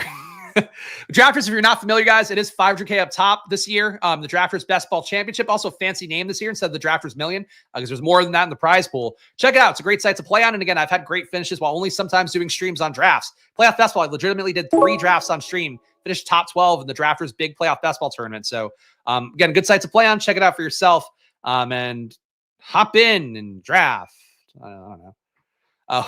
You got Marvin Mims here again. For some spike week potential. Jayden Blue, if we want to go more rookie heavy at RB. But we need more receivers in, I think, at this point. So we're just going to go Mims. And Mims I still like. I don't think Mims gets displaced by a Pat Bryant type. Skill set's very different. I frankly don't think Troy Franklin gets displaced by a Pat Bryant type. I think you're most likely got to get displaced by Bryant if he is going to be this Michael Thomas guy coming in, or at least somebody that Sean Payton wants to try as such. Would think your guy gets displaced is Devon Vele right away because he's old and barely any draft capital there. Mims, to me, I think going to be insulated in Denver no matter what. You'll lose some short targets to Ingram, but they'll find ways to scheme him. I don't know how they wouldn't. Those guys are modern day kamikazes. That's true. They're just driving themselves into the ground for the sake of a misguided war. Who knows? Not the kamikazes. I don't know. Was it a misguided war for kamikazes? My thoughts coming up in 5. Appreciate all you guys watching live. Again, if you're watching live right after the fact, please do subscribe down below, hit the like button, leave a comment. You guys know the deal here at this point. There's one dude doing the best I can to give you guys good info for NFL best ball, NFL DFS, and that time of year rolls around as well. Fantasy football as well through that prism. And of course, NBA on my Splash Play Bets channel every day as well. I make a commitment here to giving you guys good info as best I can every day, and not coming in with unprepared and stupid. It's always my goals here. So show some love if you can, hit the like button, subscribe, and together we shall overcome the world of best ball. I have to start getting more volume in, though, both on stream and in general, as one observation that I certainly have for myself. I think Rachaad White would make a lot of sense here, given the fact we do have the Tampa Bay bet. Rachaad White also probably has his most ability to get there in game scripts where Baker's dropping back a ton, just trying to find some ability to get points from behind. So I would say that for Rachaad White was very out on him last year. I was one of the most vocal opponents of him in the industry because of how much I loved Bucky Irving and thought he would take his job. He did that. Now the job is still there for Rachaad White as a backup, and also for a guy in maybe some goal line situations, probably still some third down situations, third and longs in particular. They're not going to trust Bucky out there quite as much. And frankly, they probably don't want to give Bucky 100% workload no matter what anyway. So there's probably, I would say, 33% of the workloads available for Rachaad White and Sean Tucker. I guess the big risk is that Rachaad White gets dusted by Sean Tucker this year, but with how the Bucs have trusted him, I don't know why that'd be the case. And again, continuity in the Bucs will keep things relatively same. More protein if you bulk up that volume or pull a key down. There you go. I have been eating more protein. I actually started doing some calorie counting because I'm trying to get myself kind of got to a weight where I don't feel great about things. So I'm trying to focus in on that a little bit more. I've been doing cottage cheese and avocados and tuna for lunch. So I'm going full bore on that for a little bit here, as much as I can. Then the summer is going to fuck me up too. I feel like it's the hardest part of like A, not being single, where you have to really try to be in shape to like to get where you need to go. But B, it's like when you have kids and it's summer and you're on the road and stuff and you're doing things, I don't know how healthy eating is going to keep up. That's what comes to mind when you say more protein for me. Is I'm actually doing like a calorie counter app. Actually, a really cool one. This is not really a plug, but What's it called again? Chronometer. If you want a free one, I used to use my Fitness Pal, but if you're like me and just trying to tighten things up a little bit, Chronometer, free one, or I guess you could upgrade for some stuff, but there's a lot of things that you have to pay for my Fitness Pal for free. So Chronometer, here's a plug. Promo code SPLASH on Chronometer if you want to count calories. All right, pick here. We've made it up at receiver a little bit. We got Jayden McMillan here. We've also got Eckler here if we want to make the RB room a little bit better, and I do think that would be reasonable. Garendo, pretty big ADP discount at this point as well. This is a tough pocket. I like the McMillan click. I think that's the click here. But really, I'm running the risk of just not having any real Washington correlation. But I'm taking Jayden McMillan. I'm still Team McMillan. Probably the only one left. People will call him the falling knife. I think he's just a good player who people missed the run out, I think, and how well he played down the stretch last year. I don't think the full season numbers back it out quite as much. Let's see. Jayden McMillan, only a 0.1 EPA per target. That's not great for a guy with his volume, but he did fuck up quite a bit in the beginning of the year. That will hurt his overall EPA outlay. 16% target per out run, also not great for him, if I'm being honest. Wish that were a little bit higher. 0.6 red zone targets a game, though. Pretty good for a guy who was not a lead receiver for the entire year. I think there are merits to McMillan, though, especially if you have Baker Mayfield. Still Team McMillan. Ideally, you can get him for cheaper in some rooms, but here with Baker, I think he was the best pick on the board for me there. Wouldn't have minded Eckler, though. I think Eckler's a nice click still. Just one concussion away from that career ending, probably. Garendo's a falling knife at his price, you think. Prefer the guy who'll spot start with the paper hammered olds. Yeah, I don't know. I think that Garendo, to me, he earned himself a role with how he played last year.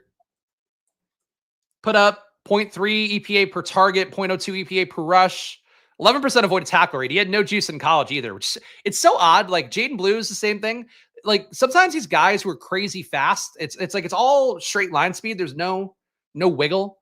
Like Garendo is so fucking fast and had such a great RAS score. Like why would he not be able to avoid tackles? So odd. And then you have a guy like Bucky who has no theoretical RAS testing of note, and then he's like king avoided tackle. Kenneth Walker, similar thing to a lesser extent. Zach Ertz here, though, this is what we were hoping for coming back, or I didn't say it out loud because we got a lot of guys in the room. But second tight end, Zach Ertz here. Again, still a believer in him. Certainly possible that Ben Sinnott takes work across the entire season, I guess. Especially if Ertz gets hurt, there's a chance that Sinnott could maybe lap him. But frankly, with how they had Sinnott behind John Bates last year, and they're bringing Bates back, I just don't know that I trust Ertz not being able to keep Sinnott at bay. Sinnott, to me, I wish there were a different world. I wonder what the Marvel multiverse version of Ben Sinnott's year last year would be. Because I think there's a world where he could have been like a game-changing rookie tight end if Zach Ertz weren't there and they just like gave him the run. Because like he had that 40-yard catch in the preseason. It's like you got a flash of what he could be. But he for me, I guess, just joins the Luke Musgrave All-Stars of guys where it's like there was something there, but they didn't get it, and now it's probably over. So it's not over for Sinnott, but it's feeling over. All right, I'm taking a sip of water here. I've been talking for an hour and 7 minutes. What a life. Alec Pierce going at 170, Keenan Allen at 169. Nice little pocket here for receiver, actually. I think those guys are both undervalued. Obviously, Keenan Allen having not a destination yet. Still has Chicago here on drafters, but he is in fact a free agent who is most likely waiting to sign when somebody is desperate or when he doesn't have to go to OTAs and do work. Which is maybe not a great sign, but yeah. But he's still floating around out there. Alec Pierce, though, the only deep target that Indianapolis has. I think that's still something that matters. We got 4 RBs here. Could definitely use more. The old Justice Hill bailout remains here. Will Shipley, if we want some contingent value for Saquon. Not really sure that's the move for me. Man, Justice Hill's going to end up one of my highest exposed RBs. When Baltimore used him the way that they did last year, and then you have another year of Derrick Henry getting old, though you got huge paid. Baltimore to me is just like, it feels like one of the most predictable spots here based upon them changing absolutely nothing. And maybe you get Keaton Mitchell coming in the mix more again, a year removed from his knee injury. But I think Justice Hill is like a great click here still. ADP's coming up a little bit, so maybe people are catching up on it, at least on drafters. But on the other sites out there, you get Justice Hill round 17, round 18 so frequently. If you need an RB6, RB5, I think he's that dude for me very frequently. And frankly, he's got a projection on him most weeks. It's not the best projection, but it's a projection. Well, that's what if he was a child. If you have a young boy, you're supposed to call them master. So when he was young, he would have been Master John Bates. But yes, that's a very mature joke to be making as well for a father. Tyler Shough going here, 182. Still think he's Tyler Yuck mostly, but he is in play because Kellen Moore is going to mold him like the ball of clay that he is. Chikakonkwo goes ahead of Hunter Henry for this guy. Interesting to see that all the Patriots love that it seems is very ever-present in YouTube chats in general on social media. Some of your content creators out there doesn't seem to extend to Hunter Henry for whatever reason, even though a Vrabel offense using tight ends, that happens. It happens a good amount. All right, we have 2 QBs here, 5 RBs, 6 receivers, 2 tight ends, as you can see over on this side of things if you are new to drafters. Really in the hunt for everything. Can't do Ayumanor again. Can't do Darius Slayton again. I got no issue with that. Gabe Davis never officially signed, did he? Because there were reports about him going to dinner, possibly signing there. Oh, here we go. The most recent headline, at least according to Heavy Sports, ex-Giants wide receiver sends coaches Gabe Davis warning. The Giants kicking Gabe Davis's tires. Former wide receiver said the team should pump the brakes, adding another target. Oh, Allen Robinson. Oh, is that the Giants great Allen Robinson doesn't think they should add him. That is true, though. They should find out what Hyatt can do in the role at this point. But frankly, they should have not paid Slayton as much money as they did either if they want to find out what Hyatt has. So I don't think that's actually the case. What clickbait, though? That's the kind of clickbait I need to do, for sure. Shout out Tim here. Shouts all the juggalos and juggalettes in the chat. Woo, woo. Yes, pour your Fagos accordingly. Put on your white and black makeup. Wrestle for the most influential times of WWF in the 90s. WCW. That's what we call being a juggalo. Now you take a shit on Daboll's kitchen floor. I don't know. Let's look at the numbers. Maybe there's something egregious that I haven't seen. He was really bad last year. Holy shit. Negative 0.4 EPA per target. 9% target per out run. Only ran 13 routes a game, so not a lot of volume, but that's awful. 0.5 deep targets a game. Nothing in the red zone. He fell apart last year. I really thought he could make a jump, and he did the opposite of that. We have Trey McBride, Zach Ertz. I think a third tight end wouldn't make sense normally here, but it's a 20-round draft. Cade Otton's here as a little 15-pick discount. I think we'd take the third tight end and get some more correlation with Baker. So another buck coming in here. We've now got Rachaad White, Godwin, McMillan, Cade Otton on the team. I do personally believe in drafters. I guess another little wrinkle that I could have mentioned up top, but it wasn't top of mind for me. You can make bigger stacks on drafters, I think, and feel good about it. Getting a 5-man stack here, but knowing that you'll have some more receivers to cover up the warts if, McMillan doesn't get there in a given week very often, or Cade Otton doesn't at tight end. I've got the ability to withhold the stack and kind of prop him up. So I like going the larger stack here for Tampa Bay, and that's what we're doing. The team so far, let's give it a read. We have Jayden Daniels at QB, Baker Mayfield, our second QB here. So really think we're going to be in the hunt at QB points. So these guys are healthy and what we expect them to be. Joe Mixon, Caleb Johnson, Cam Scatterbu, Rachaad White, Justice Hill. Joe Mixon going to have to carry a lot of water here. These guys have to come on strong. Not the most projectable backfield, and we're probably better off adding some RBs late, I would think. Receiver feels okay, though, with Nabors, JSN, Chris Godwin, who before he got hurt was your wide receiver 1 last year. Coleman, your only big-bodied outside target for Buffalo, is still a guy I like. Marvin Mims, think a player's got spike week upside. McMillan, same thing. Darius Slayton, hopefully same thing with him getting another inexplicably large contract from the Giants. Trey McBride speaks for itself. Zach Ertz stacked up. Otton stacked up. The team works. RB is just... This is an RB room that I would have built a couple years ago and been like, that's enough. RBs are stupid. And now it's like we kind of know where RBs are priced and how they feel to me, very priced correctly in the current marketplace. I don't like building teams like this quite as much anymore. Even with Mixon, Mixon being the lead back, I could live with that. Ton of volume for Mixon last year. He's one of those guys, again, got great red zone work, 4.1 red zone rushes a game, 0.6 inside the 0.6 targets rather inside the red zone. Again, shitty avoided tackle rate at 9.8%. Guys like him, Kyron Williams, not the shiftiest in the world, but, the volume is there. All right, if we're going to make it up at RB, I do think Nick Chubb signs somewhere before the season starts. That's a bet that I am willing to take. You could also just make the Tampa Bay bet without Bucky here and take Shough Tucker. And I'm going to do that. I'm going to just try to corner the market on weeks that Bucky Irving fails, but somebody from the Bucs backfield gets there. I don't think it's going to be that often, but I'll have more than enough Bucky Irving to get the payout on that side if it hits. So a Rachaad White, Shough Tucker team on drafters here, I think is kind of, I'm going to say the word fun. I don't think it's fun in the same way that like taking Malik Nabors and Brian Thomas is fun. I don't think it's fun in the way that taking Jayden Daniels last year was fun.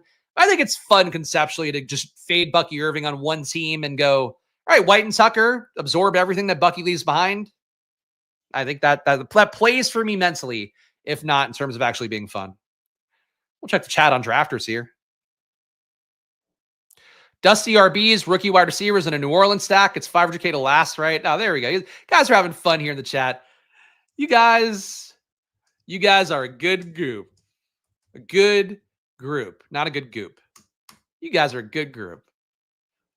Hope you have, oh no, caps lock. Hope you have a great season. There we go. Look, I'm bringing niceness. I'm going to be the guy that brings kindness back to the best ball community after it's been so lacking here, thanks to these bad actors in this space. Now I'm going to be the one. All right, 221 is my pick coming up here. 2 picks left. There we go. This player is why I'm out on Bucky Irving. I do have to clickbait more.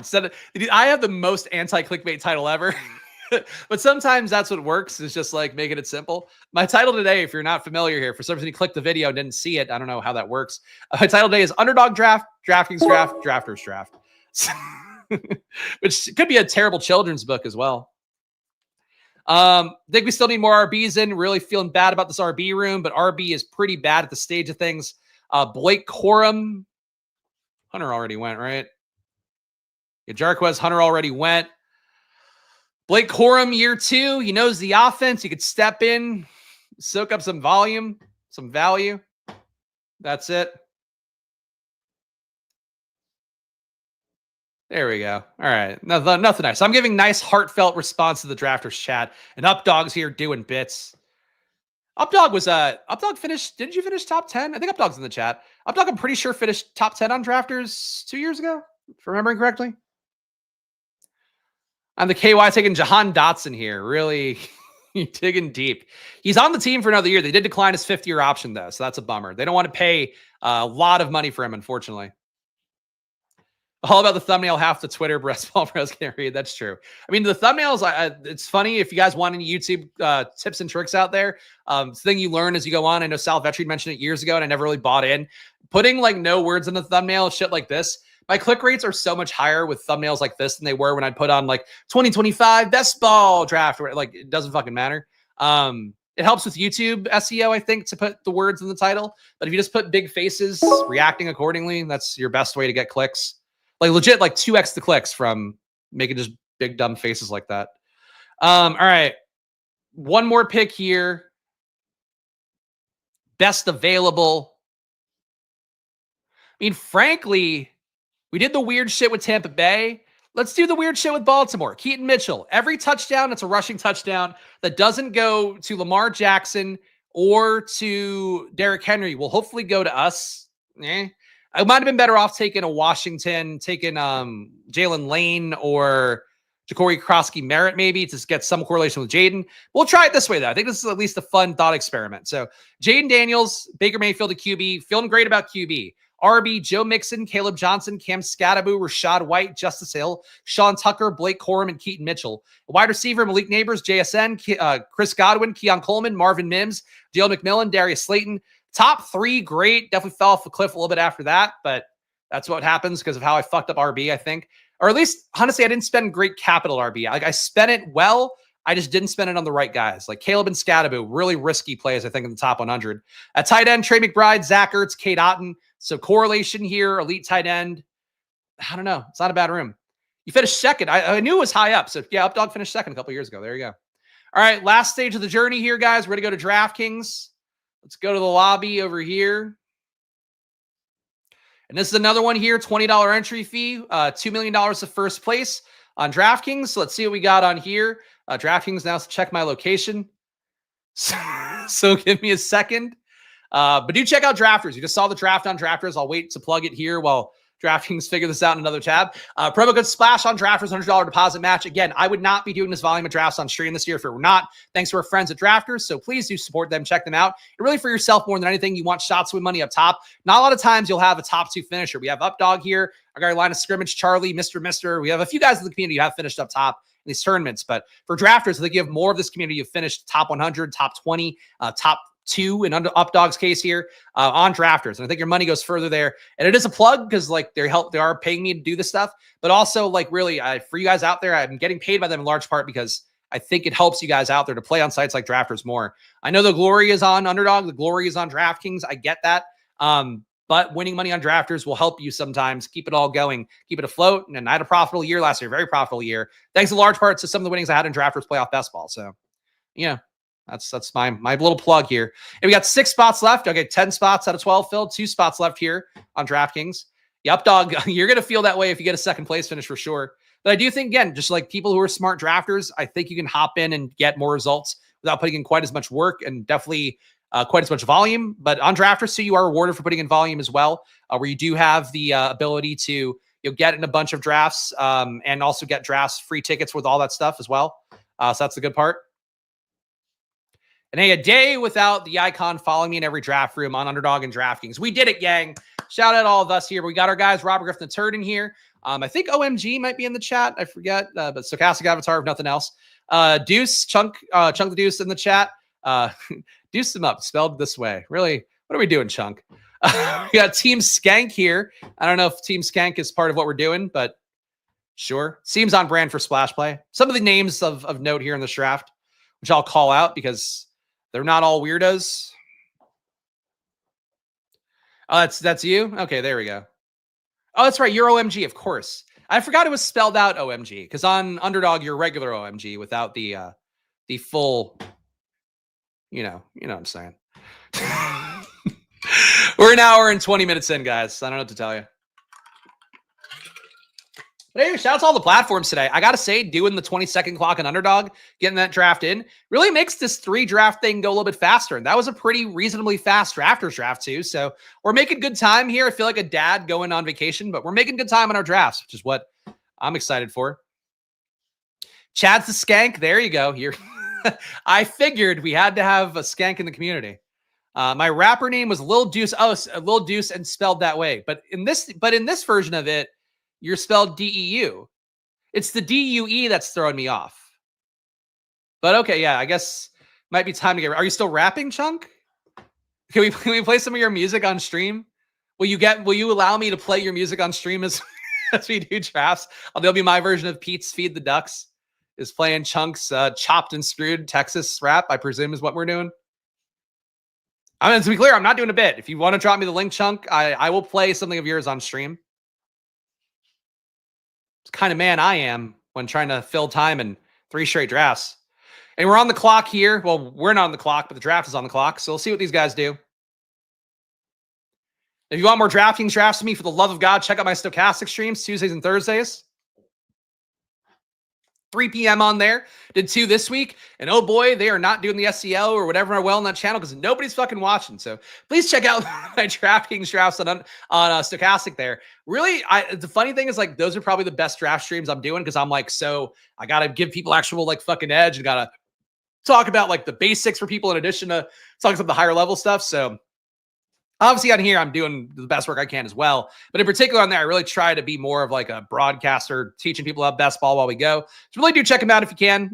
There's drafts again, Tuesdays and Thursdays at 3 p.m. I think next week I'm going to book Eric Lindquist to do one of the drafts with me too. As my first guest in there, probably to just book some Stochastic folks because I don't know that Underdog folks can do streams on DraftKings sites and I don't really care to find out. So that's what we're doing this year. Check it out, please. If you enjoy the old DraftKings. That's right. I don't want a copyright strike. Well, drop in the chat, Chunk. Drop the link. Just drop the link so I can actually see it, but I'll pull it up. All right, we got Nabors here again. Derrick Henry coming up in the ADPs here on DraftKings. Actually, really weird to see, by the way. There's like Nabors with an 8.8 ADP, then a gap here. It's 11.1. But a discount on Nabors, sure. I'll take that. I'm happy to get as much Malik Nabors as possible. I've said enough times on stream, but it's really one of my biggest bets of the year. So you guys can tail it or if you want. I think no matter what happens for Nabors, he's got a really good run out of QB. Him getting hurt last year, the concussions, maybe that's something to be a little more worried about than I am. But I do think that for Nabors, he's a player where good targeting last year, efficient as well. 0.2 EPA per target, which for that shitty offense, whatever, but 32% target per out run is great. 1.7 deep targets a game, great. 1 red zone target a game, pretty good for a guy who's his size. It's only going to get better with better QB play, and no matter who's playing there, whether it's Russ starting, whether it's moving to Jameis Winston because Russ gets hurt, or it's moving to Dart later in the year because these guys are trying to save their jobs. Like, no matter what, you've got good outcomes there for Nabors. We also have Brock Bowers here, so the hits of last season, how could they go wrong this year? Nabors and Brock Bowers start feels pretty sexy to me. Getting Nabors at the slightest discount here maybe makes us fractionally more unique. Scouting never shows on mine. Start looking for it. I appreciate that. Yeah, subscribe over there. Or just tune into the channel. I make sure to hit those on time at 3 p.m. on Tuesdays and Thursdays. So check it out. But yeah, I appreciate you guys watch over there as much as you can and watch the old ones. I think, again, I really think if in particular, if you're newer to best ball and newer to DraftKings best ball, I really tried to cover it from the ground up as best I can. But obviously we're still doing drafts throughout the process. So that's the thing. Okay. Keep me posted. We'll play then. You could try to get some build up here, try to get some anticipation going. But that's all good, Chunk. Hey, if you enjoyed doing it, more power to you. One of my buddies, actually my friend who was my my CTO when I started the Probably app, was one of my best friends since high school. He also at one point tried to be a rapper, actually moved down to Atlanta to try to do it. Very hard to get in there. Easier now if you go viral through SoundCloud or whatever, just like, SoundCloud rapper community, not literally on SoundCloud. It's a hard game to make it in though. He went to like recording school, producing school, whatever. Did a bunch of stuff, but just couldn't get the results he was looking for. Did a music video at one point that looked pretty cool too. I won't play it here. but yeah, I think it's impressive people make music. I think it's important to follow your passions for most things. Especially when you're doing it in a way where you're not, risking your day-to-day livelihood for it. That's what I try to do for myself. You can see here we got some RB piggery going on with the Barkley Jacobs McBride start. But hey, I'm guilty of doing the same thing in the first draft. I did an underdog with a Barkley McBride Bucky start. So I'm no better. Still should play the gift though. That's an RB piggy. That guy. Oh, I can't imagine a wife without Saquon Barkley and Josh Jacobs. Sure, they're both really old. One of them's got a really good young guy behind him. We got to take those RBs.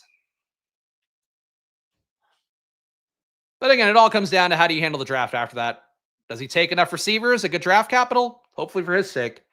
Oh, man. So, look, I think Chase Brown's a real good click here.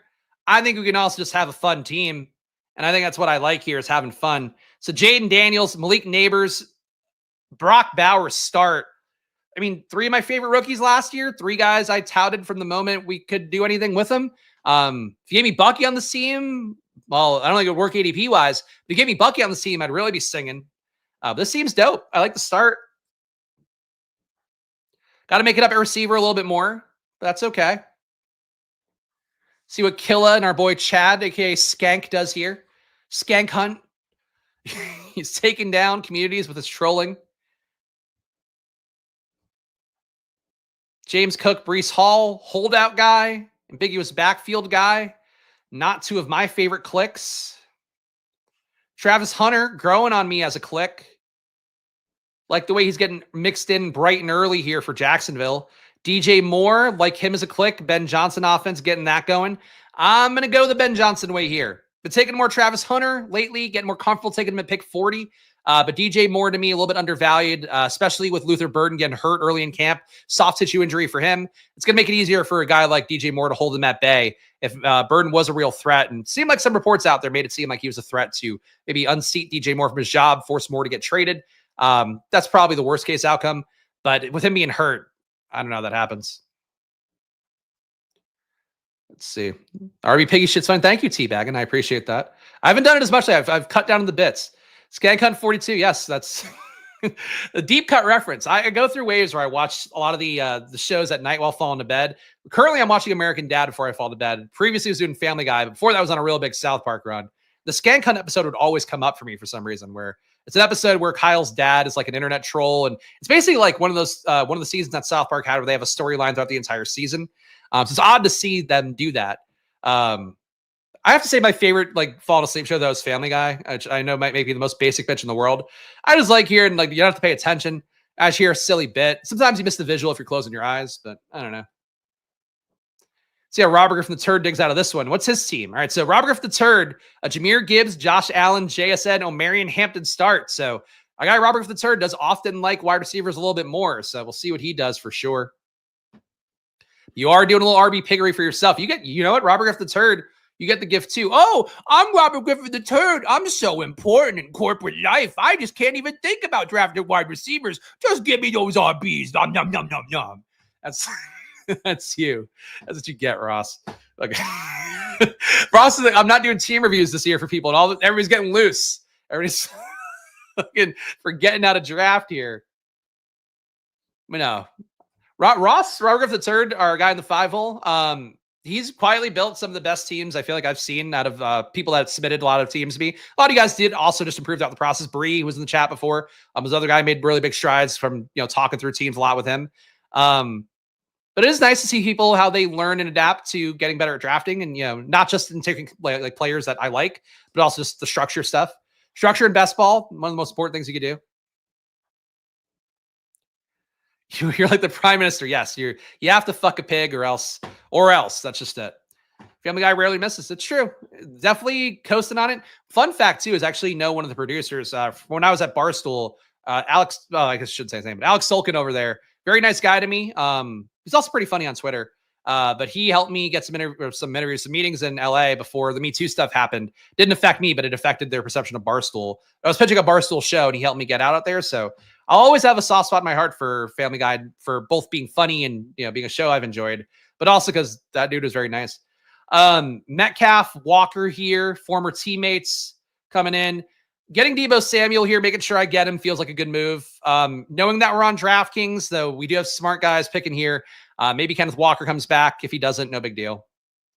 So we got 3 receivers to start here. Nabors, Moore, Deebo, Brock Bowers as well. Jayden Daniels, a QB. I'm liking the team. Draft on DK, and we all turn to RB piggies. That's true. We are sheep. Again, it's really easy ADP-wise to take a bunch of RBs this year. I get it. I'm not immune. I used to be immune to it, but now seeing the advance rate last year, knowing that I have people banking their livelihoods on me in Justin Herzig's fantasy best ball, fucking Chad took Kenneth Walker. I like Kenneth Walker in that spot. I mean, at this point, might as well just keep taking guys I like and take Chris Godwin. Like a Chuba Hubbard, I really don't love his price tag right now. Henderson, I can live with the price tag. I don't love it. Decent value on Chuba, though, huh? Ugh. All right, falling knife Chuba Hubbard, come on down. Really would have preferred Walker. But hey, you know what? Honestly, fun young players with Nabors, Bowers, Jayden Daniels. We got stacked up Jayden with Deebo Samuel. We got DJ Moore making the Ben Johnson bet. Big value on Chuba. I think if you're going to take a player you don't like, taking him as a 10-pick discount, that's the time to do it. So Chuba Hubbard, come on down. Like Chuba pre-draft, thought with how he played last year, the money they gave him, that he'd be safe. Then they bring in Rico Dowdle. Still could live with Chuba. You bring in Trevor Etienne as well. Now you have some questions, I think is the main issue I would have there. But pick 63. Yeah, I think that's okay. Do you think Walker should be ahead of Chuba? Kamara should absolutely be ahead of Chuba. Travion and Chuba being next to each other, fine. Caleb and Chuba being next to each other, fine. This may be where he lands in ADP, actually.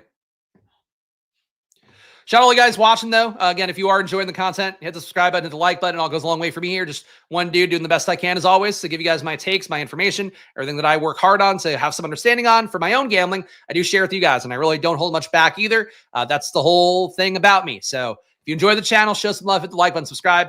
Don't be afraid to join the Discord as well, especially if you are currently a paying member. Get on the Discord. We have a great community developing there. It's also not the biggest in the world, which that's what she said. But also, it will make it easier to kind of get to know people and not be drowned out by a bunch of dudes. So do check it out on the Discord here. Not frankly, no idiots on the channel. And that's a positive for me as well. So join the Discord. If you join down below for $5, just sync your YouTube to your Discord. You'll be added automatically when you click the link in the description down below. You also get my rankings on there too. If you want, I should push my rankings more, but I don't. GM Bindles here. Glad to see Bindles doing some new streams as well for himself. I know we are value hounding a little bit. Look, 10 pick ADP discounts. I'm never going to pass up unless the player I just absolutely hate and they're falling for a reason. But Chuba, I don't hate. I just think that he's in not as good of a situation as it was in the big board. Certainly, you're not an idiot. You're like the furthest thing from an idiot, I would say. We got. You're a knucklehead, not an idiot. RB here, Tony Pollard, not really at a discount. Kelsey for tight end can really be elite. Nah. Field okay receiver. Really hate how this RB room's coming together, but it's gonna come together. Man, really wish I'd gotten Odunze last pick in hindsight. I thought there was a chance he might be able to come all the way back around, but that wasn't the most likely. So instead, we take second RB, Tony Pollard. So a Chuba Hubbard, Tony Pollard start feels like a 0 RB start, even though it is technically not. And that's not the most fun thing in the world. All right, we're on the clock again. Sorry for scrolling around a little bit too much.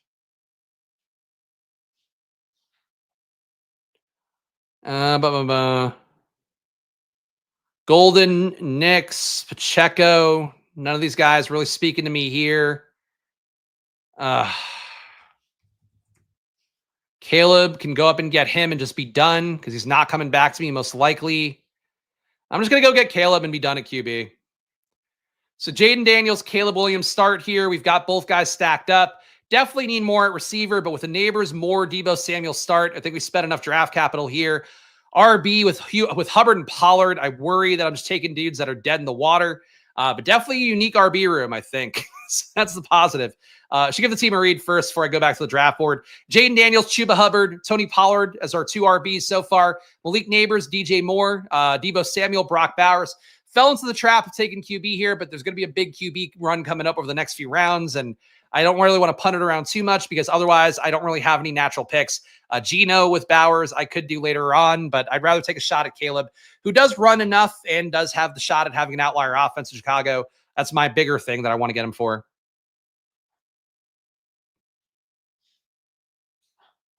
Don't hold much back. What's that? I mean, that's just an expression, obviously. There are things I don't say everything that comes to mind here. Like if I said everything came to mind, I would just be burning bridges left and right. So I do hold some things back. In terms of football takes, though, I don't really hold anything back. Just things I don't remember to say. Or there's things where there's sometimes players that that I feel like I don't end up talking about in a draft just because they don't naturally align and I don't, take them into a particular room. That sometimes happens too.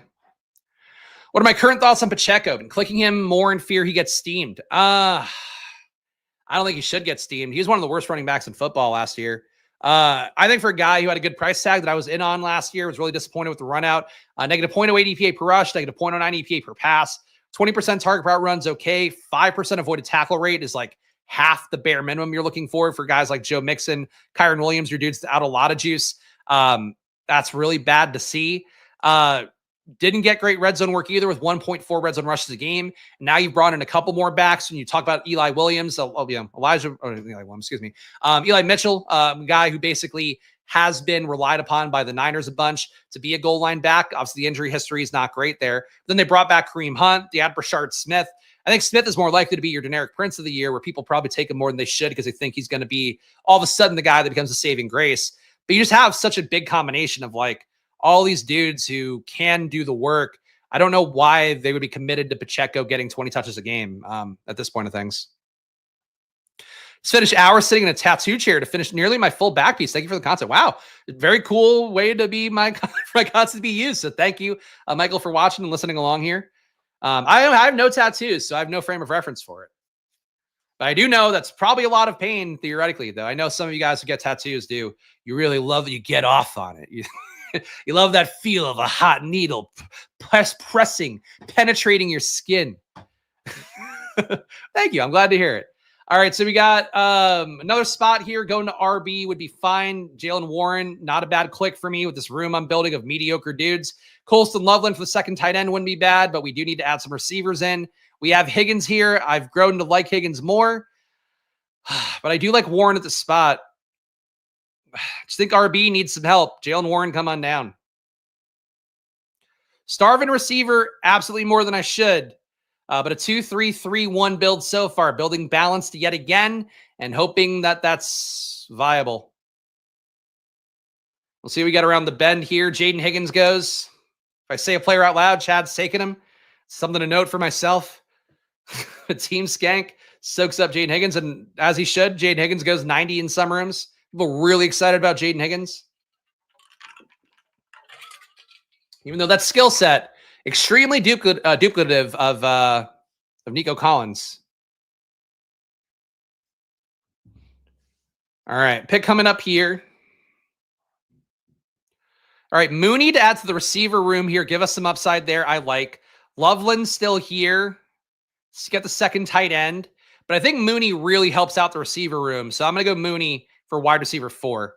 Again, love Penix. Do you think that if I'm going to take a player with Penix, it's going to be mostly Drake London? Think he really showed big upside with Penix, commanded targets at a high level.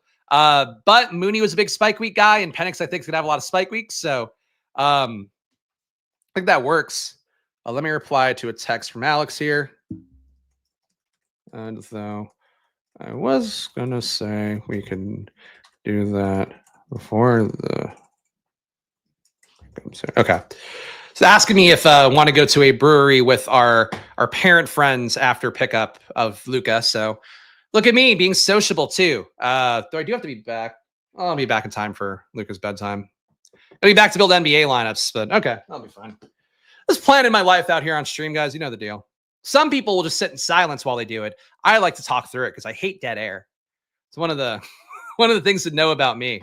Probably why people can get tattoos while I'm talking, because boy, there's no silence here, baby. I just these wheels keep spinning, these mouth wheels. One thing I'm going to run out, I think, for the first time next week as well, which I'm going to have to figure out the thumbnail. I think Thursdays are going to be the next Thursday. There's something weird with next Thursday. Oh, Alex might be out of town. That could fuck it up. Coming soon, though, on Thursdays, they're going to be 420 draft streams where I'm going to smoke a joint during it and do a draft. So I think I'm going to officially commit to doing that on Thursdays in the future moving forward here. One of my plans I've had in my head for a while, but now that I don't have to worry about Underdog being weird about it, I'm going to do it. So that's sort of a thing that's coming up in the future here. Thought about doing it today, but Thursdays 420 stream is going to be the goal here. Because basically I don't have to pick up the kid from daycare, and I also don't have stochastic shows usually. So after I do my stochastic show at 3, I'm going to hop over and do that. Okay. QB run going on here. You can see, I mean, look at this board. Really gives you a picture. This is where people draft QBs. These pockets here, round 7 through round 11, is a real deep QB area. I mean, even compared to the elite QBs up top, pretty well spaced out here for most of these guys. Down here, you just got to get your guys, I think, at this range, especially on DraftKings. Like, you're going to get sniped a lot if you don't just go get your guys. Man, one of the biggest takeaways I have so far from the year. Part of why I got Caleb at 87. Just not getting anybody coming back. Our users can threaten death, but we clutch our pearls at weed. That's true. That's true. Yeah, it's my fault for reacting to people trying to come to my house for the fucking 3rd time in a year. Different people, by the way, 3 different people who've been Underdog users have threatened me to come to my house and attack me in the last year. But they don't care about that. You know, they just want you to gamble more, and they think it's good that all the advertising sped aside to gambling, and that's the reaction you get. It's good stuff. We got ATN here. Okay, so we need more at RB, 2-3-4-1 build. We also really do need receiver, but receiver here is pretty ugly. I think ATN's a nice click. Ramondre, not a bad click. I mean, Blue's not a bad click either. But ATN has a shot to win this backfield. Tootin already fumbling, I think, is not a good thing for him. And as I've talked about already, like Tootin, even if you think he's Bucky Irving, he's got to beat out 2 Rashad Whites. He's got to beat out Tank. He's got to beat out ATN. And I don't think he's going to very easily at the very least. So happy to take ATN when he's available. We'll see. We got this next pick here. Garendo goes. All right, good. I didn't say out loud the guy I wanted. I did want Rashid Shaheed here to be our nice little wide receiver 5. I think there's upside. Again, really not a big believer in the QB play necessarily with Tyler Shough, but I am a big believer in Kellen Moore, and I think that if he likes him, I like him. So Shough to me, one of the QBs I would have taken last in the draft. Mentioned on stream the other day, I would have probably taken like even guys like Curtis O'Rourke over him. All things being equal, Will Howard I would have taken over him. Certainly would have taken Shedeur, would have taken Jackson Dart 10 times out of 10 over him. But for me here, I think really with any New Orleans player, I just think they're going to get schemed well. I think they're going to find their upside here. So Shaheed being my last receiver here. My last receiver. I consider the wide receiver 5 to be like the most important group here because that's like, here's my group of guys I'm really going to war with every week. For him to be my quote-unquote last receiver in that group, I think he's a good pick. So Shaheed here at pick 135. I'm happy with that. Looks like you used Stamp on the board. Thank you for that. Yeah, 42% advance rate. Yeah, we'll see. With all the RBs going early, those advance rates will be sky high. Zaza and best ball. There we go. But get good stuff, not mid. We don't smoke that mid around here. Ugh. A pretty breezy draft today. We're going to get this done in 2 hours, I think. That's pretty sick. Kyle Pitts goes to 138. Maybe would have a consideration to take him here, get more Atlanta in. Kyle Pitts getting some negative coach speak. Coaches want him to quote unquote play faster, which means they think he's not processing things fast enough, which I think is not the best. But he's got the physical tools. I think that's the main thing here. Your coach is wanting to see you do something is better than them writing you off entirely. So I think that for Kyle Pitts, he is a strong play to go to in general if you're willing to take on the risk. Though, frankly, I would get in this range, taking Kraft over him with Kraft showing a lot. Ertz, the age would be a little bit of a pill, but I could see taking Ertz over Pitts if you're worried about the risk. I would play into it, though. I think Pitts, to me, priced ahead of Ertz. Kincaid going behind Ertz is a little crazy, too. Pitts and Kincaid, I feel like, are very similar assets. People just don't like clicking those names anymore. The Pitts in this room went high. This guy really nice here. Honestly, pretty nicely balanced team. Took 5 receivers to start. I don't love all the guys he picked, but it's balanced there. 2 RBs. He's a little light at RB. That's the issue. You can't do 5 rounds in a row of tight ends and QBs and get away with that. But an interesting attempt at balancing out his draft capital. I'll give him that. Maybe it does. Maybe that'll work out for him. All right, we're on the clock here. If it lets me scroll back. 2 on the board, Cam Ward on the board. We don't really need these guys at all. Really would like to get more receiver in, but we could take an RB here as well. Trey Benson, I do like for getting that share of the backfield, given the fact they've talked about that a lot. I'm going to go that way. I'm going to go Trey Benson. Was not a Trey Benson guy last year. He's, in fact, one of the guys that kind of won me over with how he played throughout the season. Basically felt like he was pretty efficient overall. Would also think that he's a player that, with the coach speak so far, Jonathan Gannon's been saying he wants to have more of a pure timeshare. We'll see how much that comes in when we actually get down to the wire of things, because you certainly have a lot of trust in James Conner. But I think there's a world where Benson can pay off. Sorry for the amount of scrolling. I feel like DraftKings requires a lot of scrolling to actually see everything. We got 2551 here. I think Gesicki wouldn't be crazy. Just get a tight end in. And I'm going to do that here. We have Brock Bowers. Obviously, he's going to carry a lot of water for us, we hope. But Gesicki here, week 10 bye, guy who has a lot of functional game scripts where he can hit really big upside. I like a player like Gesicki a lot in best ball because he's got legit in PPR 20 fantasy point upside. But you're not going to see it that often. So with a guy like Bowers, you're hopefully going to cover those warts pretty well. I should give the team a read before we go back to the board. So you guys are on the same page as me. We got Jayden Daniels, Chuba Hubbard, Tony Pollard, Malik Nabors, DJ Moore, Deebo Samuel, Brock Bowers as our elite tight end, Jalen Warren, Caleb Williams. Worried myself a little bit by starving wide receiver. Then got Mooney, ATN, Rashid Shaheed here. So Mooney and Shaheed rounding out my receiver room, I think feels pretty nice. People forget how good Shaheed was beating part of last year. Certainly different coaching staff, though, different QB. It is a different situation. Trey Benson, Mike Gesicki here. I like how the teams come together. I do think that getting Ertz would have been nice. The guy really reached early for Ertz at the 1 hole for some reason. He would have been a better tight end too for me. But I think the team is working and doing what it's supposed to. So sort of all I can ask. All right, let's scroll. Here we go. A lot of picks left before I go next. Scrolls and realized I just basically went 5 rounds only picking tight ends and QBs. Oh, was that you? Wait, I thought I was looking at D Nice. But yeah, you did do the same thing. You did, you did a very similar thing, though. He literally took no RBs. He only had DeAndre Swift and Travion Henderson, and then he went Goff, Warren, Loveland, Penix, Pitts. I think that's worse. So you at least got Mason in there. So, but you did do a similar thing to him. That's true. Tyler Shough going 170 in this draft. Man. Tyler Shough is moving his ass up. And he probably should because he's going to be a starter, and there's only 32 starting QBs in the league. But boy, he really... I've never been less impressed by a player's college numbers than I have by Tyler Shough. Like, if you're not an elite prospect, you should at least be accurate. You should be able to get the ball where you need to go. It's brutal. QB room is going to be Fields, Shough, and Daniel Jones. Oh, that's tough. I mean, honestly, the Fields part should hopefully cover some warts. Though they have talked weirdly about him starting as though like there's some risk that he won't. I don't think there is.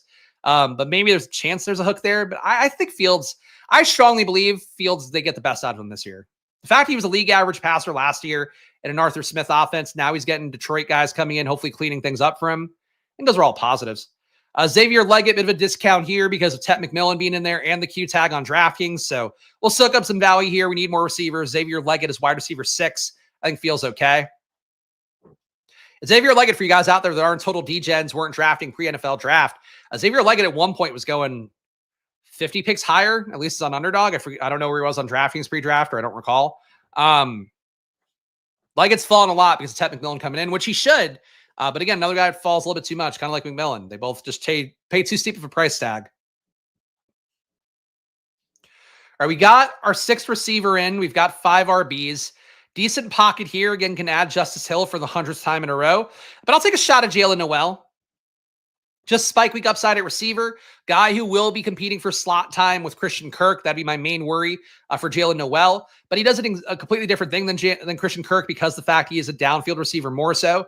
So to me, I think that's sort of the main thing with Jaylen Noel. Makes it more some flyers here at this range of pick 180. I think there's a guarantee he hits. He's not a great target earner, but he's going to bring something completely different than Kirk to that offense. And they seem, with drafting him and Higgins, they seem to want to get some deep shot guys. If I had to guess, I've said this on stream before, I think Jaylen Noel right away takes the Tank Dell snaps. I think that's something for him that'll be a big part of what he gets repertoire-wise.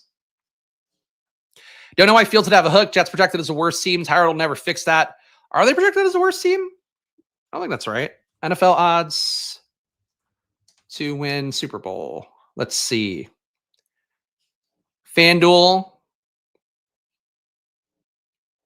Eagles number 1, Ravens number 2, Bills number 3. No surprises there. Jets bottom 3. I thought they were higher than that. Granted, I don't pay a ton of attention to Super Bowl odds this time of year. Would like things to congeal a little bit more. And even that's not like a big part of my process. But yeah, Saints being the bottom here. You're going to get Shough being, I think, shitty a lot of the year. But frankly, a defense is going to require some passing. Browns, Jets, Titans, Giants. Yeah, I mean, look, shitty teams still produce points as well, though certainly good teams ideally produce more points. Can't see anyone projected to be worse than the Saints.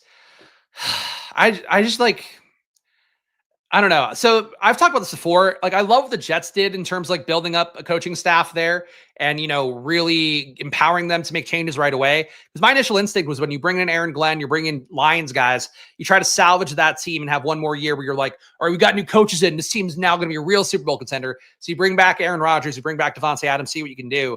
Instead, what they did is like they tore the team to the studs for the most part. You are still going to have guys like Lazard coming back, your Garrett Wilson's coming back, your Breece Hall's coming back. But they're really trying to change the team and culture right away. New Orleans is also doing that to some extent, but they're not really, like, they didn't commit to it all the way. They didn't do the trade for a dart. Like, instead they trade for Shough and take the 2nd round QB instead. And like, I don't know, man. Like, it feels like a half-assed rebuild effort. And granted, they are really cap strung because of all the contracts and pushing stuff into the future they've done. But yeah, like I just don't get why they took Shough where they did. I would have taken Dylan Gabriel where the Browns took him and been okay with that. He would have been honestly a pretty fun player on turf. But if you're taking Shough and you're taking Saints, I took Shaheed. It's just the bet that Kellen Moore has been one of the best play callers in football. He doesn't get the hype of Ben Johnson, but he legit just won a Super Bowl, and I think it was a large part of why they did win that Super Bowl. And he'll find strengths there. I mean, the fact that Philadelphia got the most out of a bunch of players who, frankly, a lot of times, Saquon included, left the best of them on, not quite there. I think that was a really impressive run by Moore. But honestly, winning may not be the goal for them this year because they're not very good. Not my favorite pocket here. A lot of the good RB values and kind of soaked up. I do think J.K. Dobbins signs were at some point, and I'll add him in here as RB6, just because of the fact that really RB got bled out. We saw basically the tier of Lloyd, of guys like Lloyd, who I think are actually okay. Justice Hill went. All the dudes that I think are a good RB click at this spot are gone. So I'll take that click here today, but Nick Chubb, another guy I would take late. Dobbins, Dobbins and Chubb, very similar bets, even though Dobbins probably has a little bit more juice left. Chubb here could be another pick to make. Jarquez Hunter, if you want some rookie upside. I think receiver might be okay to go to here. Some positive talk for Elijah Arroyo lately. Cole Kmet, though, would stack up with us. So let's do Cole Kmet. Could probably take him for free. Arroyo, though, one interesting quote that came out from Seattle was that for Seattle, they were talking about Arroyo potentially being their X receiver. That does feel like the kind of bullshit that happens a lot in OTAs and training camp. We'll talk about like, oh, this RB is going to really get like slot targets this year and whatever. I don't know that that's actually the case that Arroyo will get targets out wide and be a boundary receiver. The fact we're talking about it all maybe gives you some hope for Arroyo that I wouldn't have had previously because he wasn't a great target earner at Miami, had about 20% target per out run. It actually might be generous. Arroyo last year had... Actually, Arroyo had 17.5% target per out run, was very efficient when he was targeted out wide with a flat 1 EPA per target there. Only saw half a target out game out wide. Arroyo is very efficient. He wasn't getting a lot of volume. Volume is sometimes a question of the player's skill as much as it is the team's ability overall to get the ball to him. So for Arroyo, I think if he's your tight end 3, tight end 4 in a 20-round format, I think he's an interesting click now because there's been good talk for him. And frankly, I would say too, he's a better click than Ferguson. Ferguson has a legit blocker in front of him with having Higbee there. Guy commanded a ton of targets when he played at the end of last season. And the team also talked him a bunch coach speak wise. For Arroyo, you have Fant in front of him, but Fant is also a guy that could cut in the summer, according to some of the beat reporters. So I think there's outs for Arroyo. I think he's an interesting click, but you have to have good tight ends in front of him for sure. Let's see. Chubb to Cowboys feels truly inevitable. Again, that scrub. You can't say scrub when you have Javonte Williams and Miles Sanders. Chubb would be, at the very least, a lateral move, if not an improvement. There we go. Our guy Nolan took Arroyo, I believe, he's one in this spot. Chubb last year, let's see what he did. No, he's inefficient. Negative 0.16 EPA per rush. That's not good. Negative 1.4 EPA per target. That's really not good. 10% avoided tackle rate. Chubb had previously still had some juice before the injury. That being gone is not great. Cleveland still gave him red zone work, 2.3 intended red zone rushes a game. So there was trust there, at least for Cleveland. I think that's his biggest hope is that you get Nick Chubb going somewhere that needs a goal line back. Like if he went to Buffalo and was a Latavius Murray type, not to say that he should go there with Ray Davis now, but that kind of fit in the past. Like that's where he hits upside. But I don't think Chubb's like a dead click. I think he's worth taking a little bit of, but you have to absorb the free agency risk, which people aren't most comfortable with. And I get it.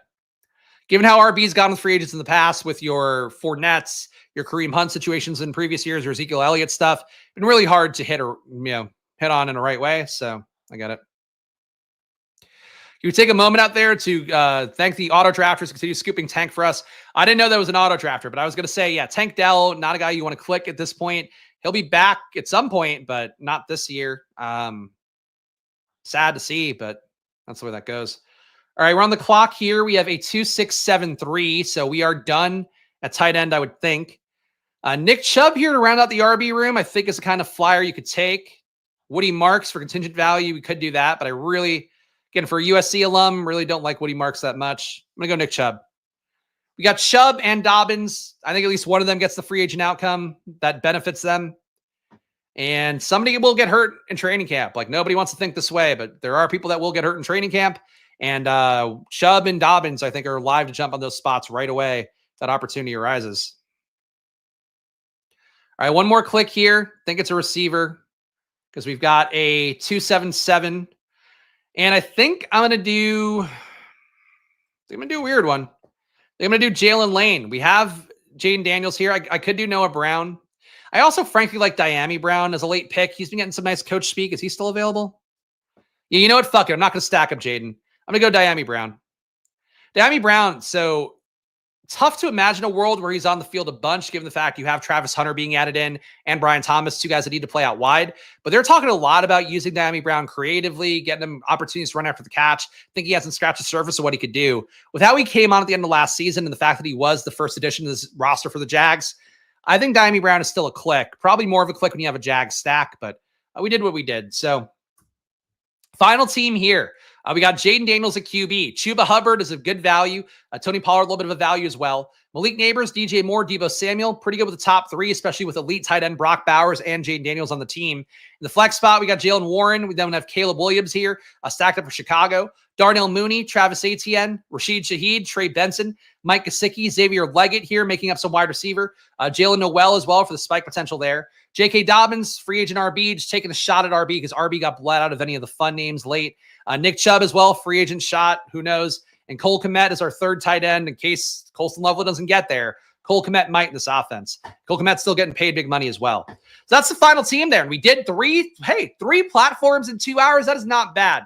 So guys, if you watch this one again, show some love. I'm still dealing with the weird trolls and stuff. The Twitter best ball bros that want to be annoying about things. So they're going to come to this video. They're going to dislike it. So if you enjoyed this content, please make sure to hit that like button down below. Subscribe as well. It all goes a long way for me here fighting off that YouTube algorithm because there's a lot of best ball content out there. And I think there's a lot of credible streams. But, you know, I got to fight off all these guys that get views and are doing a lot more work than I am this stage of things because I have shit to do in NBA and MLB every single day as well. But check it out here. Subscribe, hit the like button, leave a comment, and join the Discord too. Great community we're building on there, and I'm available for all your questions. Not doing team reviews officially at this point. Enough of you guys keep asking and you want to pay $25 or $50 a month, maybe we can do them.